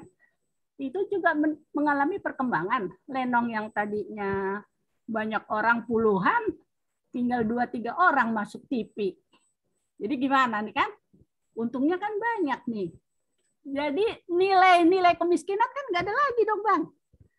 Nih, kalau Bang Bolot ingat nih apa yang dia bilang. Dia bilang sama saya, iyalah kita sih nggak gitu. Jadi keuntungan kalau dulu kan jelas tuh dibagi-bagi. Sekarang kan enggak. Yang untung yang kerja cuma 3 orang, 4 orang. Main nggak usah sampai pagi. Duit lebih banyak. Gitu kan. Mantap. Kata dia enggak gitu. Jadi ini semua kan dibagi juga pada yang lain dengan cara lain. Berarti telah terjadi juga pergeseran nilai. Nah, sayang saya belum bisa tanggapin itu buku, tapi menurut saya dinamika itu besar sekali yang kita dan menuju ke arah positif. Jadi sekarang mungkin harus kita perbandingkan juga yang jatuh sampai ngontrak, karena banyak juga yang beli motor tuh, saya tahu. Atau yang di ini nih, di daerah-daerah mana tuh? Di SD Serpong ke sana tuh, ada yang kawinnya banyak loh, saya tahu. Jadi duitnya dipakai kawin. Itu juga banyak itu. Nah, yang kayak gitu gimana tuh? Enak kan? Rumahnya jadi keren, bininya juga bertambah. Jadi itu bervariasi ya. Maksud saya itu manusiawi lah. bukan manusiawi, nggak tahu lah tuh apa namanya. Cuman coba kalau sekarang misalnya bikin nanti Bang Ipul arahkan ya, bagaimana supaya mereka-mereka ini bisa memanage seperti tadi yang saya bilang tukang susu, bapaknya tukang susu ngider tiap hari meres tuh, anaknya sekarang udah bisa tinggal di sana, udah punya kontrakan, nah, kan bisa maju. Dan itu tidak sedikit yang begitu. Nah, gitu aja. Jadi tanggapan yang benar saya belum tahu nih, Lutfi. Gitu aja. Jadi kalau cuma nimbrung doang sih. Iya Bu Nino. Enggak Bu Nino. Aja nih ya. Iya Bu Nino. Selamat ya Bang Ipul. Jadi lagi bukunya. Makasih Bu Nino atas tanggapannya. Berarti nanti setelah Bu Nino beli bisa nih apa diskusi lagi nih sama Obor nih ya. Oke, ini udah ada masuk beberapa pertanyaan. Mungkin kita bacain dulu pertanyaannya ya. Yang pertama ini ada dari Dewi. Mohon izin bertanya, bagaimana tanggapan Bapak mengenai kondisi orang-orang asli Betawi yang terpinggirkan akibat kehadiran pendatang? Ini mungkin boleh dijawab Pak Andrinov atau Pak Dindon ya, karena Pak Putu Wijaya sudah meninggalkan acara karena ada keperluan. Silakan mungkin untuk Pak Andrinov Caniago. Tolong diulang lagi pertanyaannya. Oke. Bagaimana tanggapan Bapak mengenai kondisi orang-orang asli Betawi yang terpinggirkan akibat kehadiran pendatang? Iya. Ya, ada hal yang agak dilematis sedikit ya. Tetapi bukan tidak ada prospek untuk pemulihan atau bangkit ya. Saya rasa itu ada pesan implisit dari bukunya Bang Ipul ini. Tadi juga sudah Bang Dindon sudah mengulas juga. Peranan pendidikan itu penting. Modal utama itu adalah pendidikan. Ya, orang bisa tidak punya harta fisik atau material ya, tetapi ada harta yang tidak bisa diambil, dicuri orang, dibeli orang, yaitu ilmu pengetahuan yang ada di kepala kita. Maka menurut saya segala sumber daya yang dimiliki oleh tokoh-tokoh Betawi itu harus difokuskan untuk meningkatkan sekolah pendidikan anak-anak muda Betawi, ya, untuk menjadi orang-orang yang berperan membangun kembali ya, ekonomi, budaya, tempat tinggal dan sebagainya. Kuncinya memang pendidikan, ya. Dan untuk masyarakat Betawi, pendidikan itu strateginya, langkahnya harus akselerasi, tidak normal, ya. Maka ya lewat penggalangan beasiswa, kemudian memberikan perhatian khusus kepada bibit-bibit unggul, ya, putra-putri Betawi, ya, itu menurut saya agenda yang penting perlu dipertimbangkan. Jadi kalau kita boleh menghayal lebih jauh nanti itu Bang Ipul yang dalam novel ya, bukan Bang Ipul yang menulis, tapi yang dalam novel itu kembali nanti dia bisa beli gedung-gedung, sebagian gedung-gedung yang di Kuningan itu, atau beli apartemen untuk di redesign dengan suasana Betawi, tetapi memang harus di hunian vertikal, ya, seperti mana kota-kota modern itu tidak bisa menghindar dari hunian vertikal, ya. Nah itu jawaban saya. Terima kasih. Baik, terima kasih Pak Andrinov Caniago. Berarti memang pendidikan adalah hal yang sangat penting dalam setiap permasalahan, khususnya juga di masyarakat Betawi. Apabila SDM-nya, sumber daya manusianya mau terus maju, ya memang mulai dari sekarang harus dipikirkan pendidikannya. Bagaimana sudah terjawab sepertinya ya buat Dewi pertanyaannya. Ada pertanyaan berikutnya juga dari Bustam dari Temanggung. Menurut narasumber, bagaimana cara atau saran agar kita tetap bisa berdikari, khususnya dalam mempertahankan budaya, khususnya untuk kaum muda? Mungkin bisa dijawab Om Dindon.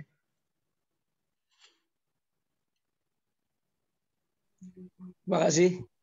Ya. Saya kira Pertama, sebetulnya harus dilandasi dengan kesadaran. Dilandasi dengan kesadaran, terus ada visi ke depan, kemudian apa yang harus dilakukan. Mereka tidak hanya sebatas melihat dan sebatas ngomong, tapi harus ada tindakan, ada action, saya kira. Juga perangkat ilmu, saya kira ya, penting itu. Karena tanpa ilmu akan sesat juga jalannya, ngawur gitu. Jadi saya kira itu penting sekali. Bagaimana seperti di Bali, misalnya kita melihat ada gerakan budaya Ajak Bali, itu kan luar biasa sekali gitu. Kita nggak hanya sektoral bicara persoalan bagaimana supaya melestarikan itu, tapi tidak hanya bisa seorang dua orang atau individual, tapi itu harus melebar. Itu contoh yang paling bagus saya kira gerakan Ajak Bali ya, yang luar biasa itu menjadi tradisi luar biasa. Bagaimana Bali itu dilihat lagi gitu. Nah, itu saya kira itu tidak bisa sendiri dan itu harus konsisten ya, dan memang harus berjuang gitu. Harus berjuang. Walaupun mungkin dalam keadaan tidak ada pendanaan lah, itu persoalan nomor 2. Tapi yang jelas ada visi, ada pengetahuan, cara melihat kita ke depan, cara menyikapi, dan bagaimana itu menularkan secara membangkitkan kesadaran bersama dengan yang lainnya. Saya kira itu. Terima kasih. Ya, terima kasih Om Nindon. Jadi memang ya kalau hanya dibatasi pemikiran saja itu nggak cukup ya. Memang action. Ketika ada action itulah yang bisa membuat sebuah perubahan. Kira-kira seperti itu ya Om Nindon. Jadi ya mulai dari sekarang kalau bisa lakukan apa yang memang dirasa bisa membuat kebudayaan kita itu lebih lestari. Berikutnya ini ada yang raise hand, ada Agus Bukhori. Mungkin panitia bisa dibukakan mikrofonnya untuk bertanya. Silakan Agus Bukhori untuk bertanya.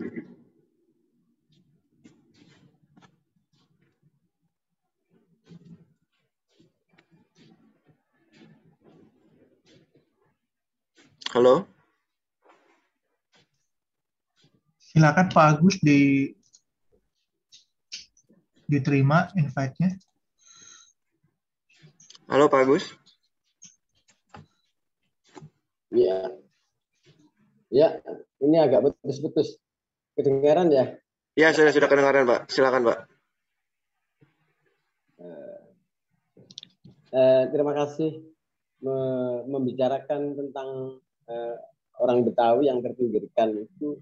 Saya rasa kita tidak bisa serta-merta itu menyalahkan orang Betawi karena tersingkirkan. Karena saya membayangkan Betawi di 60-an, 70-an seperti di daerah Tuban, tetangga saya, di mana banyak orang menjual tanah hanya karena ingin dapat uang, karena dibeli oleh perusahaan minyak dan semen ya, itu kalau nggak salah. Mereka langsung jual tanah karena ingin naik gaji. Mereka punya budaya nggak bisa naik gaji kalau nggak jual tanah. Jadi saya tidak bisa menyalahkan kalau orang Betawi di tahun-tahun seperti itu mereka berpikiran singkat. Tapi karena memang kondisinya mengharuskan seperti itu. Nah, betul kata Bung Andrinov tadi, berarti sekarang caranya harus berbeda. Bagaimana memberdayakan apa yang didapat. Bukan hanya uangnya nanti dijadikan sarana konsumsi semata, tapi bagaimana mengeksplorasi pendapatan dari uang yang dari tanah yang asal tadi berpindah ke pinggir, dibelikan lagi, terus dijadikan komoditi yang bisa mendayagunakan lagi. Bagaimana di Tuban, di daerah saya di Lamongan juga demikian. Di pesisir Pantura itu banyak sekali orang yang menjual tanah. Anak-anaknya ini yang sekolah di Jakarta nggak ada yang pulang ke Lamongan. Jadi mereka sudah jadi orang Jakarta, tidak kenal lagi dengan saya, misalnya tetangganya, karena sudah sejak kecil di Jakarta, disekolahkan oleh orang tuanya yang tanahnya di pinggir jalan Gandeles itu, semuanya dibeli oleh perusahaan-perusahaan kaya-kaya dan para cukong-cukong yang ada di Jakarta, di Surabaya, di Tuban. Dan mereka nggak kembali pulang, nggak pengen pulang malahan. sudah lupa lagi dengan tanah pertanian milik bapaknya, rumahnya juga sudah kosong, banyak yang hilang. Itu baru di daerah Lamongan yang di pesisir Pantura hilang, ada tanah pertanian hilang, anaknya itu Jawa, saya juga nggak tahu. Mereka juga nggak kenal dengan saya sebagai orang Pacific, orang Lamongan. Dan anak-anak mereka juga ketika pulang seperti terasing di rumahnya. Nah, kondisi di Betawi saya rasa juga seperti itu. Serta-merta seperti itu. Ya mungkin generasinya Pak Bolot yang tua, generasinya Mandrak yang tua itu dulu, mereka yang tidak punya akses ke kesenian, misalnya nggak punya keterampilan di bidang seni, hanya punya pertanian, mungkin ingin menjual lahannya agar cepat haji. Karena kalau nggak demikian nggak bisa untuk pergi haji pada saat itu. Jadi kita nggak bisa menyalahkan pendatang juga karena apa? Sepertinya ada simbiosis antara orang Betawi dan pendatang juga. Pendatang butuh lahan, orang Betawi butuh uang dengan cepat. Bukan masalah mereka selalu kalah. Nah, kepentingannya yang sekarang seperti diutarakan oleh Ibu siapa tadi, Bu Kleden tadi, bagaimana memberdayakan itu karena mereka pun ada yang mengambil keuntungan dari apa yang ia lakukan, mengubah lahannya menjadi uang lagi, yang jadi kaya malah kawin berkali-kali dan sebagainya. Sekarang tinggal di anak turunnya itu mereka harus diberdayakan bahwa ketika tanahnya itu sudah habis di generasi pertama, bagaimanakah dengan modal yang ada? Apakah hanya akan hilang juga seperti tanahnya? Apakah akan dilanjutkan ke anak cucunya berupa pendidikan atau komoditi yang lain? Itu saja dari saya. Saya juga belum baca bukunya ini seperti apa. Terima kasih. Assalamualaikum warahmatullahi wabarakatuh. Waalaikumsalam warahmatullahi wabarakatuh. Mungkin bisa ditanggapi mungkin ya dari Om Dindon. Bagaimana Om Dindon? Apakah memang zaman dulu itu ya memang sudah orang Betawi itu kayak nggak punya pilihan ya, memang harus dijual tanahnya. Apakah seperti itu atau bagaimana Om Dindon? Enggak, saya kira gini ya. Kita di Jakarta juga kan nggak semena-mena orang mengusir gitu. Itu kan tergantung sikap kita juga orang Betawi. Apakah dia hanya melihat ekonomi sesaat gitu, apa dia punya konsep jangka panjang sehingga apa yang dia tidak bisa raih dia akan raih dengan cara lain, mungkin dengan pendidikan, dengan apa. Nah, itu kan pilihan ketika dia diusir itu pilihan, bukan dia disingkirkan gitu. Bukan dia disingkirkan, itu pilihan. Kalau dia tetap bertahan juga, dia punya hak untuk bertahan di Jakarta. Gitu. Tapi persoalannya kan kadang-kadang persoalan perhitungan ya gitu ya. Yang itu yang pentingnya bagaimana kita menyiasati hal-hal seperti itu harus dengan ilmu gitu, dengan bagaimana punya visi ke depan gitu. Bisa saja dia pergi keluar kota di pinggiran Betawi atau masih di Betawi tapi di pinggir. Tapi punya nggak satu visi yang sama di antara family itu untuk melihat persoalan ke depan? Gitu. Yang terjadi kan cuma bagi-bagi warisan.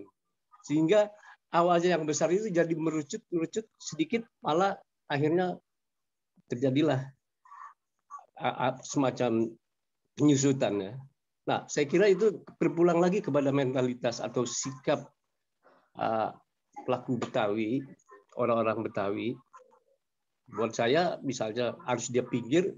Kalau dia ke pinggir itu sebuah sikap. Kalaupun dia bertahan itu sebuah sikap. Tapi kalau dia hanya berhenti kepada sesaat, persoalan ekonomi sesaat, atau sanak familinya untuk segera minta bagian karena dia miskin segera. Saya kira itu yang kadang-kadang dari sisi yang lain orang bisa melihat itu sebuah yang mengenaskan. Tapi kalau ada visi ke depan yang lebih hebat, itu kan pendidikan itu, dengan pendidikan mungkin dia akan ada semacam transformasi ya untuk lebih berkembang dan bisa beli apartemen juga di Jakarta, beli rumah mewah juga di Jakarta kalau dia punya visi dari modal itu. Nah, salah satunya saya kira naskah ini diwakili tokoh kita itu yang mencoba berjuang, ada struggle gitu. Sebuah identitas itu penting. Walaupun ruangnya sudah tidak ada identitas, bahwa dia cinta dengan Betawi, bagaimana bukan hanya romantisme kepada bentuknya, kepada ornamennya, tapi pada manusianya juga, cara berpikirnya. Saya kira itu. Terima kasih.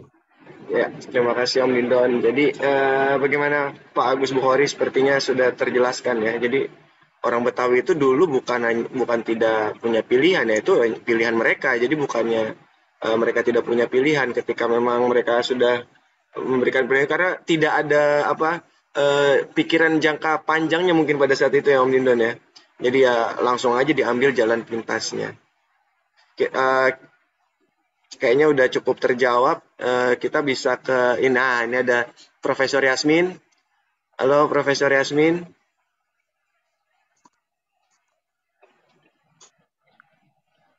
Oke. Ya, apa kabar nih Profesor Yasmin?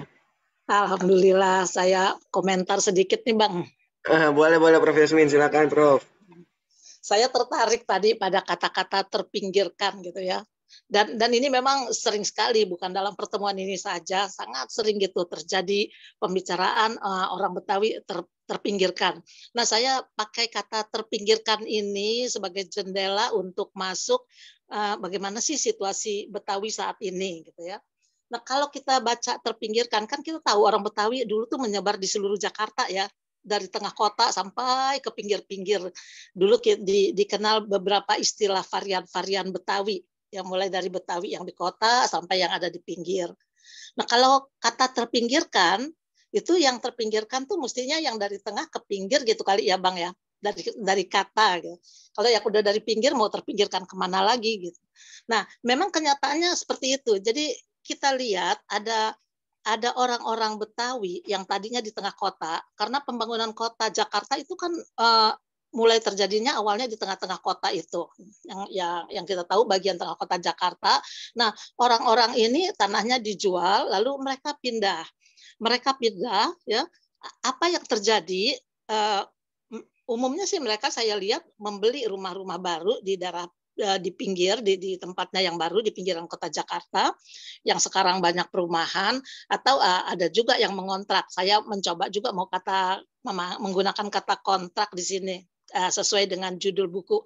Nah, saya tidak jelas di sini yang dimaksud kontrak karena seperti Bu Ninu dan yang lain, saya kan belum baca bukunya. Jadi yang dimaksud Betawi ngontrak nih, dia mengontrakkan rumah atau sekarang dia terpaksa kontrak rumah, itu yang saya tidak tahu. Kembali kepada orang kota tadi, yang karena pembangunan di kota Jakarta, mereka terpinggirkan. Lalu menyebar nih yang tadinya kan orang Betawi tinggalnya berdasarkan sistem kekerabatan tuh, dalam kelompok tuh semua ada hubungan kerabat di satu lokasi pada komunitas Betawi. Karena mereka menyebar ketika pindah, terjadilah satu peristiwa yang mereka namakan kematian obor. Jadi banyak sekali mereka yang tidak saling kenal, tidak bertemu, yang tadi 3S-nya dari Abang yang mengatakan salah satunya adalah silaturahmi. Nah, silaturahmi ini sebagai ciri Betawi harus mereka pertahankan. Apa yang mereka lakukan? Dibangunlah organisasi Betawi. Ini hasil penelitian saya tahun 90-an ya. Jadi mereka yang terpinggirkan cuma secara fisik, tetapi secara non fisik mereka silaturahmi lewat organisasi Betawi. Dan organisasi Betawi ini yang akhirnya berperan sebagai wadah dari revitalisasi kebudayaan Betawi. Tadi saya lihat ada tuh pertanyaan yang menanyakan bagaimana supaya budaya tidak hilang, mau belajar dari orang Betawi. Nah, dari kasus Betawi yang saya lihat, mereka yang kematian obor memelihara silaturahmi lewat organisasi. Lalu organisasinya berkembang, yang tadinya cuma organisasi arisan, lalu berkembang menjadi organisasi-organisasi dengan macam-macam interest. Dan salah satu interest yang menonjol saya lihat adalah revitalisasi tradisi. Karena inilah yang dirasakan oleh orang Betawi. Nah, itu yang terjadi pada orang Betawi kota yang terpinggirkan. Jadi mereka berjasa dalam revitalisasi tradisi Betawi. Bagaimana dengan yang ada di pinggir? Karena mereka memang sudah ada di pinggir ya. Dengan pembangunan kota Jakarta ini banyak sekali migran masuk yang juga tinggal di daerah pinggir. Jadi migran-migran ini nggak semuanya tinggal di kota, di tempat-tempat pembangunan. Banyak sekali yang tinggal di pinggir. Begitu banyaknya mereka, sehingga lama-lama saya perhatikan, saya ambil kasus saja di daerah saya tinggal sekarang, di daerah Cawang. Orang-orang Betawi sudah menjadi minoritas. Ya. yang lainnya adalah pendatang. Minoritas artinya Betawi itu kurang dari 50%. Apa yang terjadi di sini? Betawi dihadapkan pada tantangan harus menyesuaikan diri dengan para pendatang. Dan disinilah kita lihat bagaimana orang Betawi menggunakan strategi untuk menghadapi situasi multikultural seperti ini.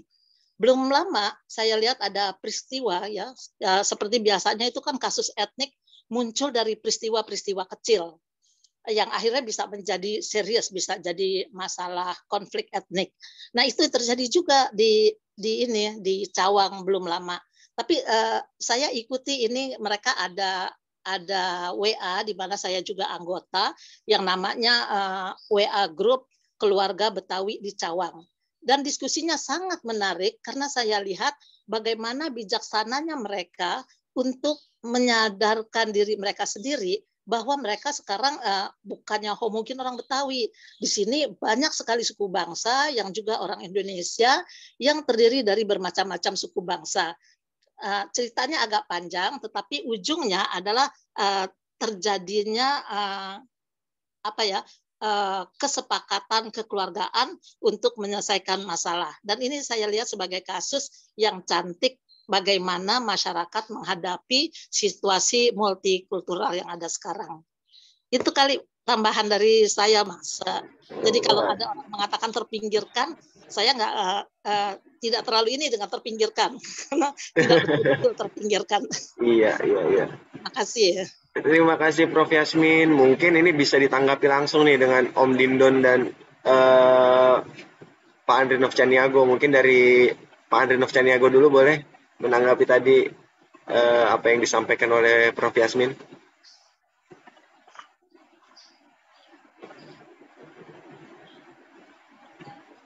Silakan Pak Andri Novcaniago.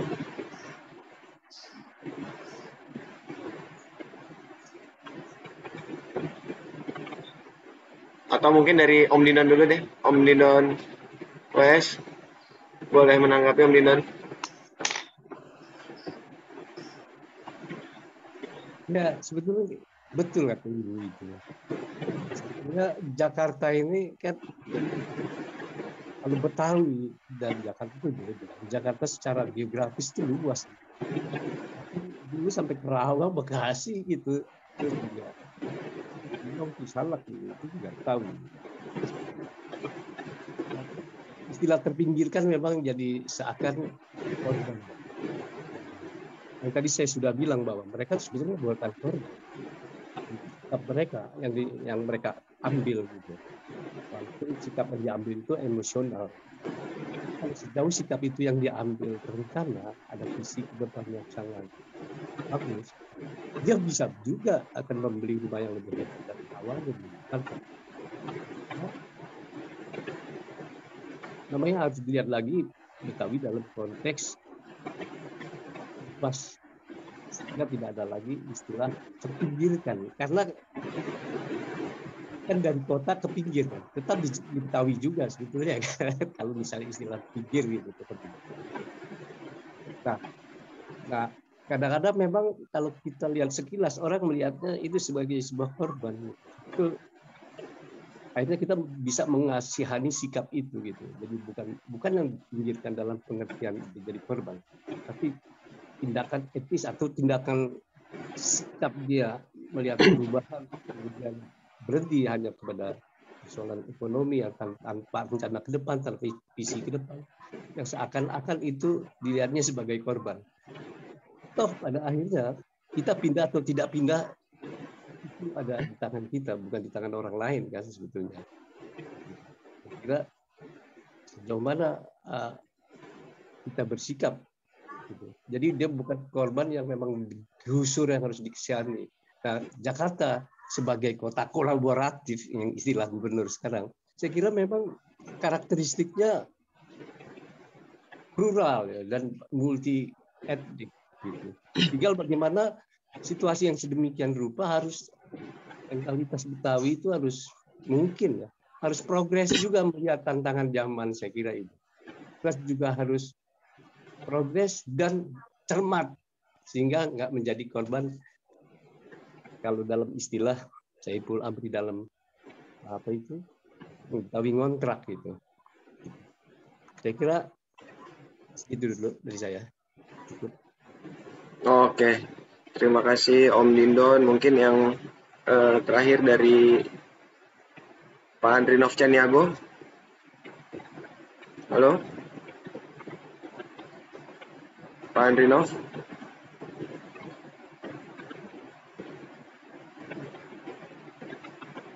Halo. Ya, mungkin sedang ada sesuatu mungkin ya. Baik, kita lanjut saja kalau gitu. Ini gimana nih panitia? Ada pertanyaan lagi boleh atau enggak nih? Boleh, Mas. Mungkin boleh satu lagi ya. Satu lagi boleh ya. Siap. Boleh, tadi yang raisen ini Umi Fajriah. Silakan untuk Umi Fajriah pertanyaannya. Ya, selamat siang. Siang. Ya, saya bacain pantun dulu ya. Belajar nulis di Pisangan Lame. Cakep. Ditemenin minum kopi jahe. Permisi, cangcingnya Babe. Ayo mau tanya sebentar ya. Boleh. Nih, saya mau tanya nih.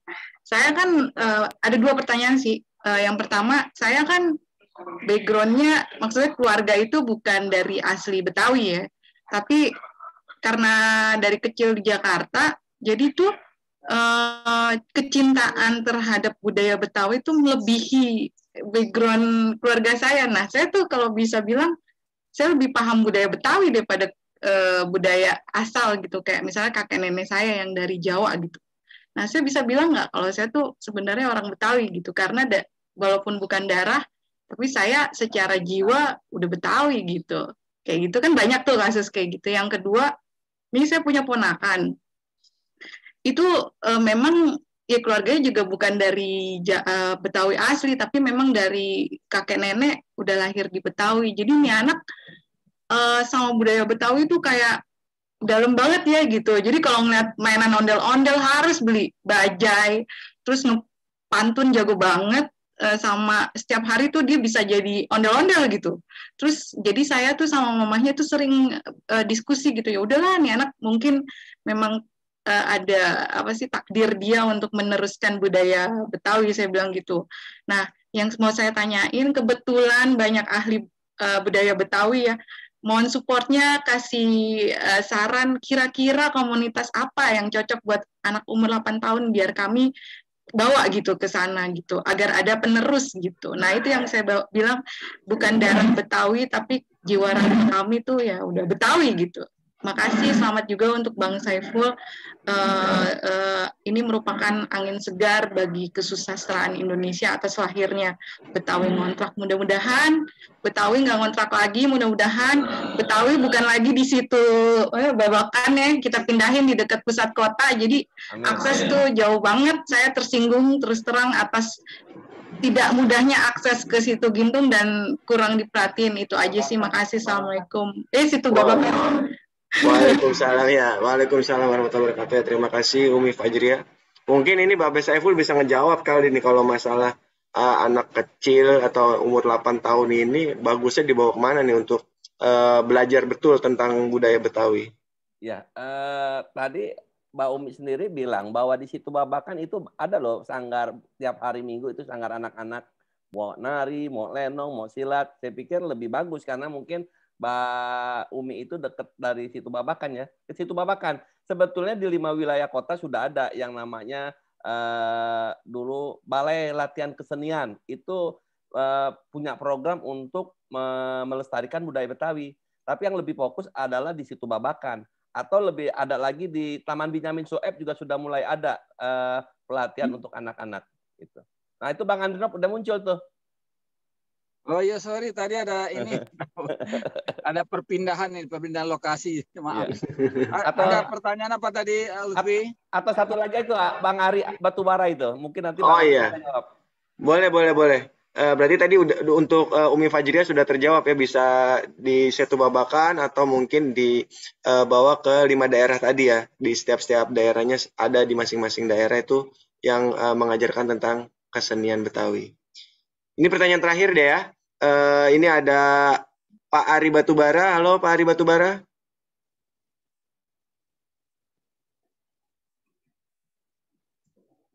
Halo Pak. Ya, oke, halo. Ya. Terima kasih. Silakan Pak. Ya, pertama selamat dulu untuk Ipul deh ya. Bukunya itu, makasih Pak. Dan saya belum baca bukumu Ipul seperti yang saya bilang di WA itu, dan pengen baca segera gitu loh. Cuma ya itu, ntar lah. Oke. Saya agak terus terang saya terangsang dengan judul Saiful yang ini yang seksi itu, Betawi ngontrak. Lalu tadi ada istilah Betawi terpinggirkan gitu loh.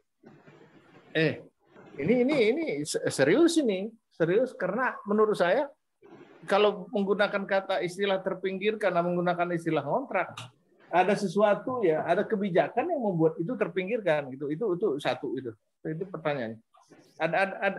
Itu negara ada menurutmu yang kau telusuri itu ada sesuatu kah gitu menjadi terpinggirkan sehingga membuat satu. Yang kedua, kalau kita menggunakan diksi terpinggirkan berarti sebelumnya kan tidak dipinggir, oke? Nah, pengertian atau makna atau terminologi terpinggirkan itu dalam artian apa ini? Dalam artian harafiah atau dalam artian politik misalnya, dalam artian dalam artian sosiologis ya, atau dalam artian ekonomis gitu loh, atau semuanya. Nah, jadi kaitannya dengan pertanyaan, harus pakai video ini ya, kaitannya dengan pertanyaan pertama, ada kaitannya. Jadi saya merasa agak perlu mendapat penjelasan. Pertanyaannya, pertanyaan berikutnya lagi ya, kalau terkait perpindahan gitu, memang dalam konteks ya ini mohon maaf nih kepada teman-teman, kepada Ipul gitu. Memang apa pernah Betawi itu di pusat dalam artian ekonomi, dalam artian politik, dalam artian sosial, dalam konteks Jakarta? Kapan itu? Gitu loh. Bahwa itu sehingga kemudian terjadi terpinggirkan. Kalau terpinggirkan itu dalam ya sekadar harafiah, tadinya ada di tengah kota, kemudian terpaksa bergeser ke pinggir karena berbagai faktor lah, apapun alasannya gitu lah. Itu sesuatu yang alamiah ya, meskipun ada juga yang berhasil bertahan. Misalnya saya punya dulu tetangga saya saya punya tetangga di Cibete dan saya ngontrak cukup lama, bahkan gara-gara dia itu saya memutuskan tidak ingin membeli rumah di Jakarta hanya karena saya sangat hormat sama dia. Kenapa saya hormat sama dia? Ini orang Betawi nih. Berapapun ada orang menawar tanahnya, dia nggak mau jual. Hebat itu orang.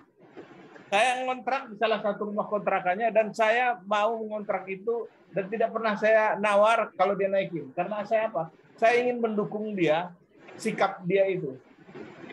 Ya, sikap dia itu. Dan saya pernah nuliskan ini menjadi cerpen. Dulu dibuat oleh Suara Pembaruan. Saya pernah nulis ini menjadi cerpen. Ya, saya sangat hormat betul dengan sikap itu. Orangnya masih ada sekarang. Ya, berapapun orang jual, ya, orang tawar itu tanahnya, dan itu tanah itu komplek mereka itu nggak ada dijual, nggak ada. Dan terkenal itu sebagai orangnya. Itu satu. Itu jadi saya pikir ya orang ini nggak terpinggirkan kok, kenapa yang lain terpinggirkan? Gitu loh. Ya, orang ini nggak ngontrak kok, kenapa yang lain jadi ngontrak? Sewat gitu loh. Ya itu tuh. Dari artinya menurut saya sih kalau terpinggirkan dalam artian bukan karena sebuah kebijakan, nggak ada yang perlu diratapi. Ngontrak karena bukan sebuah kebijakan negara, nggak ada perlu diratapi. Itu konsekuensi yang terjadi dari sebuah pengembangan kota besar. Itu konsekuensi bahwa ada apa yang disebut tadi orang Betawi itu ada di Jakarta gitu loh. Itu konsekuensinya sebagai buta negara. Kasus seperti Betawi ini, kasus ini tidak hanya terjadi di Jakarta, di Betawi, tapi di Medan itu orang Melayu juga terpinggirkan dari kota Medan. Padahal pemilik kota Medan itu orang Melayu. Sekarang aja baru mulai muncul lagi. Oke, itu. Yang terakhir nih pertanyaannya. Apakah untuk Ipul atau untuk teman-teman yang lain, rekan-rekan yang namanya Betawi? Pertanyaan saya adalah, bagi kalian lebih penting mana? Betawi sebagai sebuah kebudayaan atau Betawi sebagai sebuah etnis? Lebih penting mana?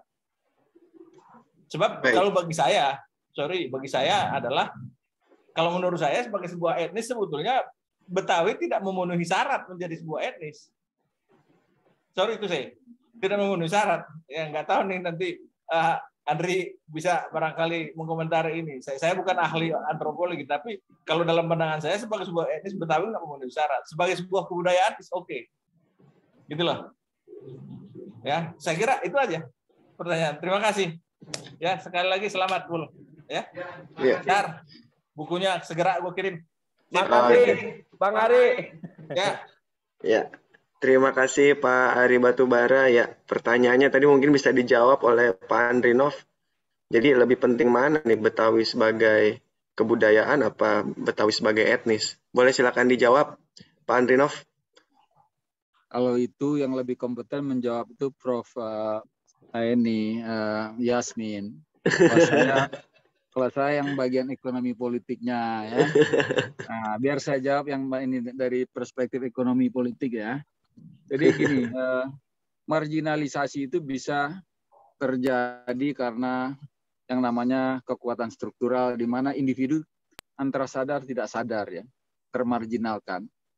Nah, kekuatan ekonomi itu kan memang luar biasa. Dia menggoda, memperdaya gitu ya. Nah, dalam ekonomi ya, bagi orang-orang yang pelaku ekonomi ya, tanda dalam bahasa ininya ya dia hewan ekonomi ya, makhluk ekonomi, itu istilah itu biasa dipakai dalam literatur klasik gitu ya, binatang ekonomi. Nah, informasi itu penting dan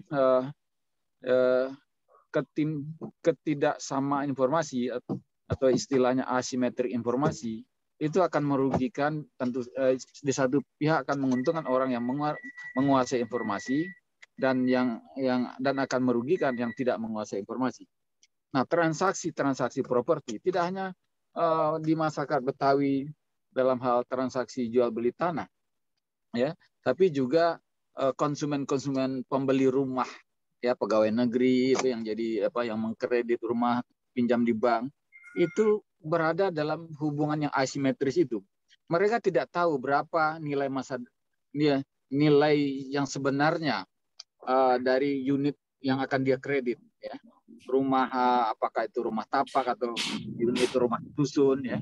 Mereka tidak tahu, tapi mereka terpaksa seperti ya harus beli itu rumah karena dibayang-bayang oleh ketakutan nanti nggak punya rumah. Ya, akhirnya harga yang tidak wajar itu terpaksa dia beli dan itulah yang menguntungkan si bisnis properti yang tahu informasi dan tahu bagaimana kondisi ya, lewat bagaimana mengiklankan ya, memperdaya pikiran orang dan sebagainya. Nah, hal yang sama terjadi dalam transaksi pelepasan tanah yang dialami oleh masyarakat Betawi di Jakarta tahun 80-an. Mereka merasa harga yang naik itu sudah merupakan harga yang luar biasa. Tapi tidak, di kepala para pebisnis properti itu tidak ada apa-apa, belum apa-apa. Mereka tahu harga itu nanti akan berlipat-lipat, akan membuat kekayaan mereka tumbuh berlipat-lipat. Itu yang tidak dipahami oleh warga Betawi. Nah, sayangnya memang warga Betawi tidak paham bisnis properti, ya. Itulah yang membuat itulah yang akhirnya mengantarkan jadi lahirnya bukunya Bang Ipul, Betawi ngontrak itu, ya. Akhirnya ngontrak di bekas tanahnya sendiri gitu ya. Nah, coba kita balik. Bayangkan kalau sebagian putra-putri Betawi itu paham paham dengan bisnis properti, hari batubara ketemu jual tanahnya berapapun. Nah, kalau sikap seperti itu ditambah lagi dengan insting bisnis properti, wah, warga Betawi itu kemungkinan nggak akan keluar dari lahannya, tetapi memang bentuk bangunan harus berubah. Ya, namanya kota, nilai tanah, fungsi tanah itu akan berubah. Karena itu dia akan menjadi nilai ruang. Ya. Nah, nilai ruang ini yang tidak dipahami, ya, sehingga yang dilihat adalah ukuran luasnya tanah per meter persegi sekian. Padahal yang diincar oleh pengusaha properti adalah nilai ruangnya, nilai lokasinya yang jauh lebih tinggi dari yang dibayangkan, yang dipahami oleh mereka yang melepas tanahnya. Jadilah di apartemen yang satu unitnya harganya 2 miliar, 1,5 miliar, yang hanya luasnya mungkin 80 meter persegi, gitu ya. Lalu kalau dibagi hak kepemilikan tanah atau HGB, mungkin yang beli unit itu 2 miliar itu mungkin tanah haknya cuma 2 meter atau 1,5 meter persegi, ya. Kalau dalam sistem strata title, kepemilikan strata title. Nah, ada nggak, ya, masih ada nggak, ya, warga Betawi yang punya tanah yang lokasi strategis, lalu berpikir jadi pengusaha properti, bangunlah di situ apartemen dengan karakteristik Betawi, di lantai 21 itu jadi hanya satu bangunan, yaitu masjid dengan ornamen Betawi, tapi penghuninya harus hidup dengan budaya baru, ya, hidup di rumah vertikal, ya. Nah, tinggal dicari bagaimana menyiapkan fasilitas untuk memelihara nilai-nilai budaya Betawi itu. Tentu saja ada ruangan, ya, baik itu di lapangan terbukanya, ya, yang bisa jadi lapangan serbaguna, atau ruangan di lantai berapa yang jadikan tempat tanggar dan segala macam. Nah, ide ini perlu dipertimbangkan, ya. Menurut saya ide ini perlu dipertimbangkan. Nah, perlu kesadaran terhadap perilaku ekonomi para pemilik modal itu. Jadilah kita berpikir seperti mereka untuk membentengi sisa-sisa aset yang kita miliki. Nah, makanya tadi saya singgung waktu di ulasan pertama, saya membayangkan, berimajinasi, ya, Bang Ipul yang pergi sekolah ke Belanda itu pulang jadi pengusaha, bukan jadi budayawan, bukan jadi seniman. Jadi orang kaya raya, dia beli itu apartemen, dia redesign apartemen itu, lantai paling bawah sama lantai kedua itu jadi masjid, ya, dengan ornamen Betawi. Lantai 3 nanti ada ruang-ruang serbaguna apa.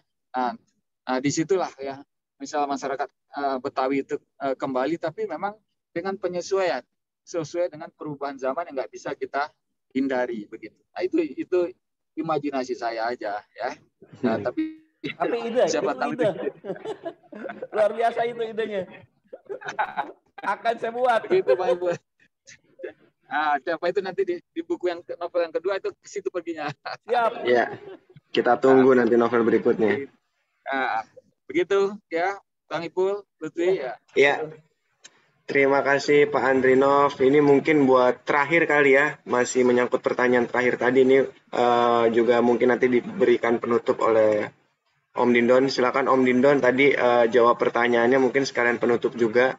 Apakah Betawi itu lebih baik jadi sebuah kebudayaan atau sebuah etnis? Mana yang harus dipertahankan? Silakan Om Dindon. Oh, ya itu ahlinya mesti, ya. Saya kira pentinglah tuh kebudayaannya. Dan ingat, kebudayaan tanpa Betawi kan, budaya Betawi tanpa orang Betawi kan tidak ada artinya juga. Kenapa itu ada budaya Betawi? Ada pelakunya. Ya, itu pelakunya bisa dibilang etnis atau tidak. Tapi kalau untuk bilang bahwa tidak memenuhi syarat unsur etnis Betawi, itu perlu kajian. Toh kenyataannya budaya Betawi itu ada kayak gitu. Saya kira itu perlu seminar khusus, ya, perlu pengkajian khusus. Tapi yang jelas produk budaya Betawi ada, artinya orang Betawi tetap ada. Ya, apa itu etnis atau bukan, itu tinggal kita serahkan ke ahlinya. Saya kira itu. Oke, Om Dindon dan Pak Andrinov, kita sudah di penghujung acara ini, ya. Masih banyak sebenarnya yang mau nanya. Dan juga sebenarnya ada banyak juga guru-guru kita nih yang hadir di sini. Ada Bu Julianti Parani, ada Bu Marusia Nenggolan. Tapi karena mungkin waktu yang semakin udah sore nih, jadi kayaknya kita harus segera masuk ke penghujung acara. Jadi terakhir ini kita akan ada undian ya dari panitia obor ya.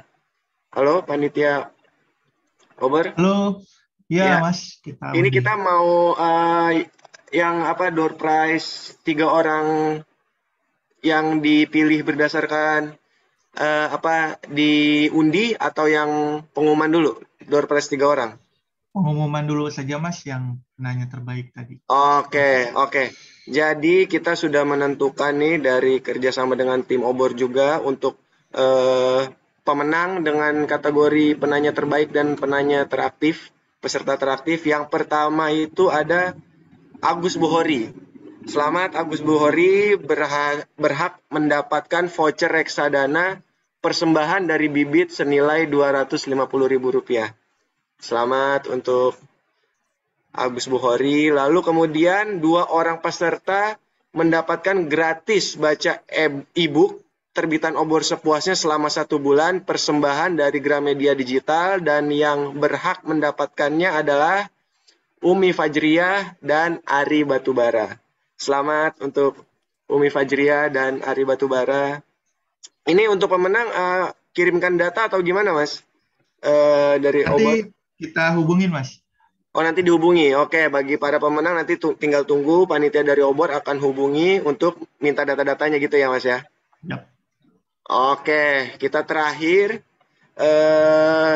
untuk mengundi pemenang nih, pemenang untuk mendapatkan masing-masing 1 eksemplar buku cetak Betawi Ngontrak. Siapa aja yang dapat, silakan diundi, Mas.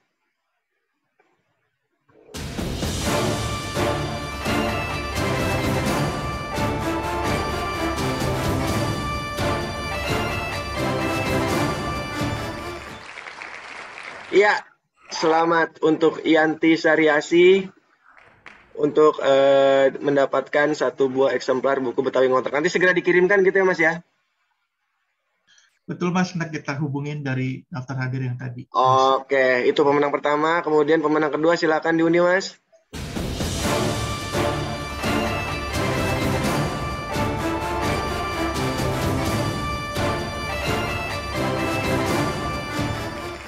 Ya, selamat untuk JR Siregar untuk mendapatkan 1 buah buku eksemplar Betawi Ngontrak. Ini untuk terakhir, silakan diundi terakhir.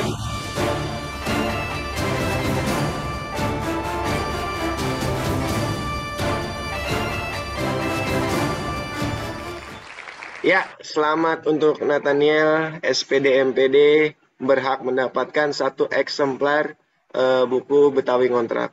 Ya. Untuk pemenang sepertinya sudah semua ya, Mas ya? Sudah, Mas. Sudah semua. Oke, kita sudah memasuki juga penghujung. Sebelumnya saya mau mengucapkan terima kasih sekali lagi untuk para pembicara, para narasumber, dan juga panitia obor khususnya yang telah menyelenggarakan acara hari ini. Kami terima kasih. Juga mau mengingatkan kembali kepada para peserta bahwa hari ini kalian bisa membeli buku Betawi Ngontrak ini dengan harga spesial. Ada diskon 25%, jadi harganya hanya 48.750. Nah, juga untuk mengetahui info-info promosi dan acara menarik lainnya bisa follow IG Pustaka Obor_ID. Oke, ada lagi nggak, Mas? Udah ya, untuk pemenang sudah cukup ya, Mas? Sudah, Mas. Oke. Mungkin akhir kata itu saja. Terima kasih semuanya. Saya tutup mungkin pakai pantun juga. Tadi saya buka pakai pantun, saya pengen nutup juga pakai pantun nih. Jalan-jalan ke Tanah Abang, pulangnya mampir makan ketan. Terima kasih untuk semua yang datang. Sampai bertemu di lain kesempatan. Amin. Untuk semuanya, sampai bertemu lagi di kesempatan-kesempatan yang akan datang, di buku-buku yang keren-keren lainnya nanti kita akan bahas bersama teman-teman juga dari obor. Sampai bertemu lagi dan salam sehat semua. Wassalamualaikum warahmatullahi wabarakatuh. Selamat buat Bang Ipul. Terima kasih buat Bang Yayasan Obor. Terima kasih ya semua. Sehat selalu, sukses selalu. Terima kasih, Pak. Terima kasih Bang Adinop. Ya, Bang Adinop. Selamat Bang Saiful. Terima kasih Pak Selamat ya Bang Ibu. Bang Marusa, terima kasih. Selamat Saiful. Iya, makasih Bang Saiful, selamat ulang tahun juga dan sukses. Makasih. Iya, makasih. Oh iya, saya sampai tadi lupa. Selamat ulang tahun Bang Ipu.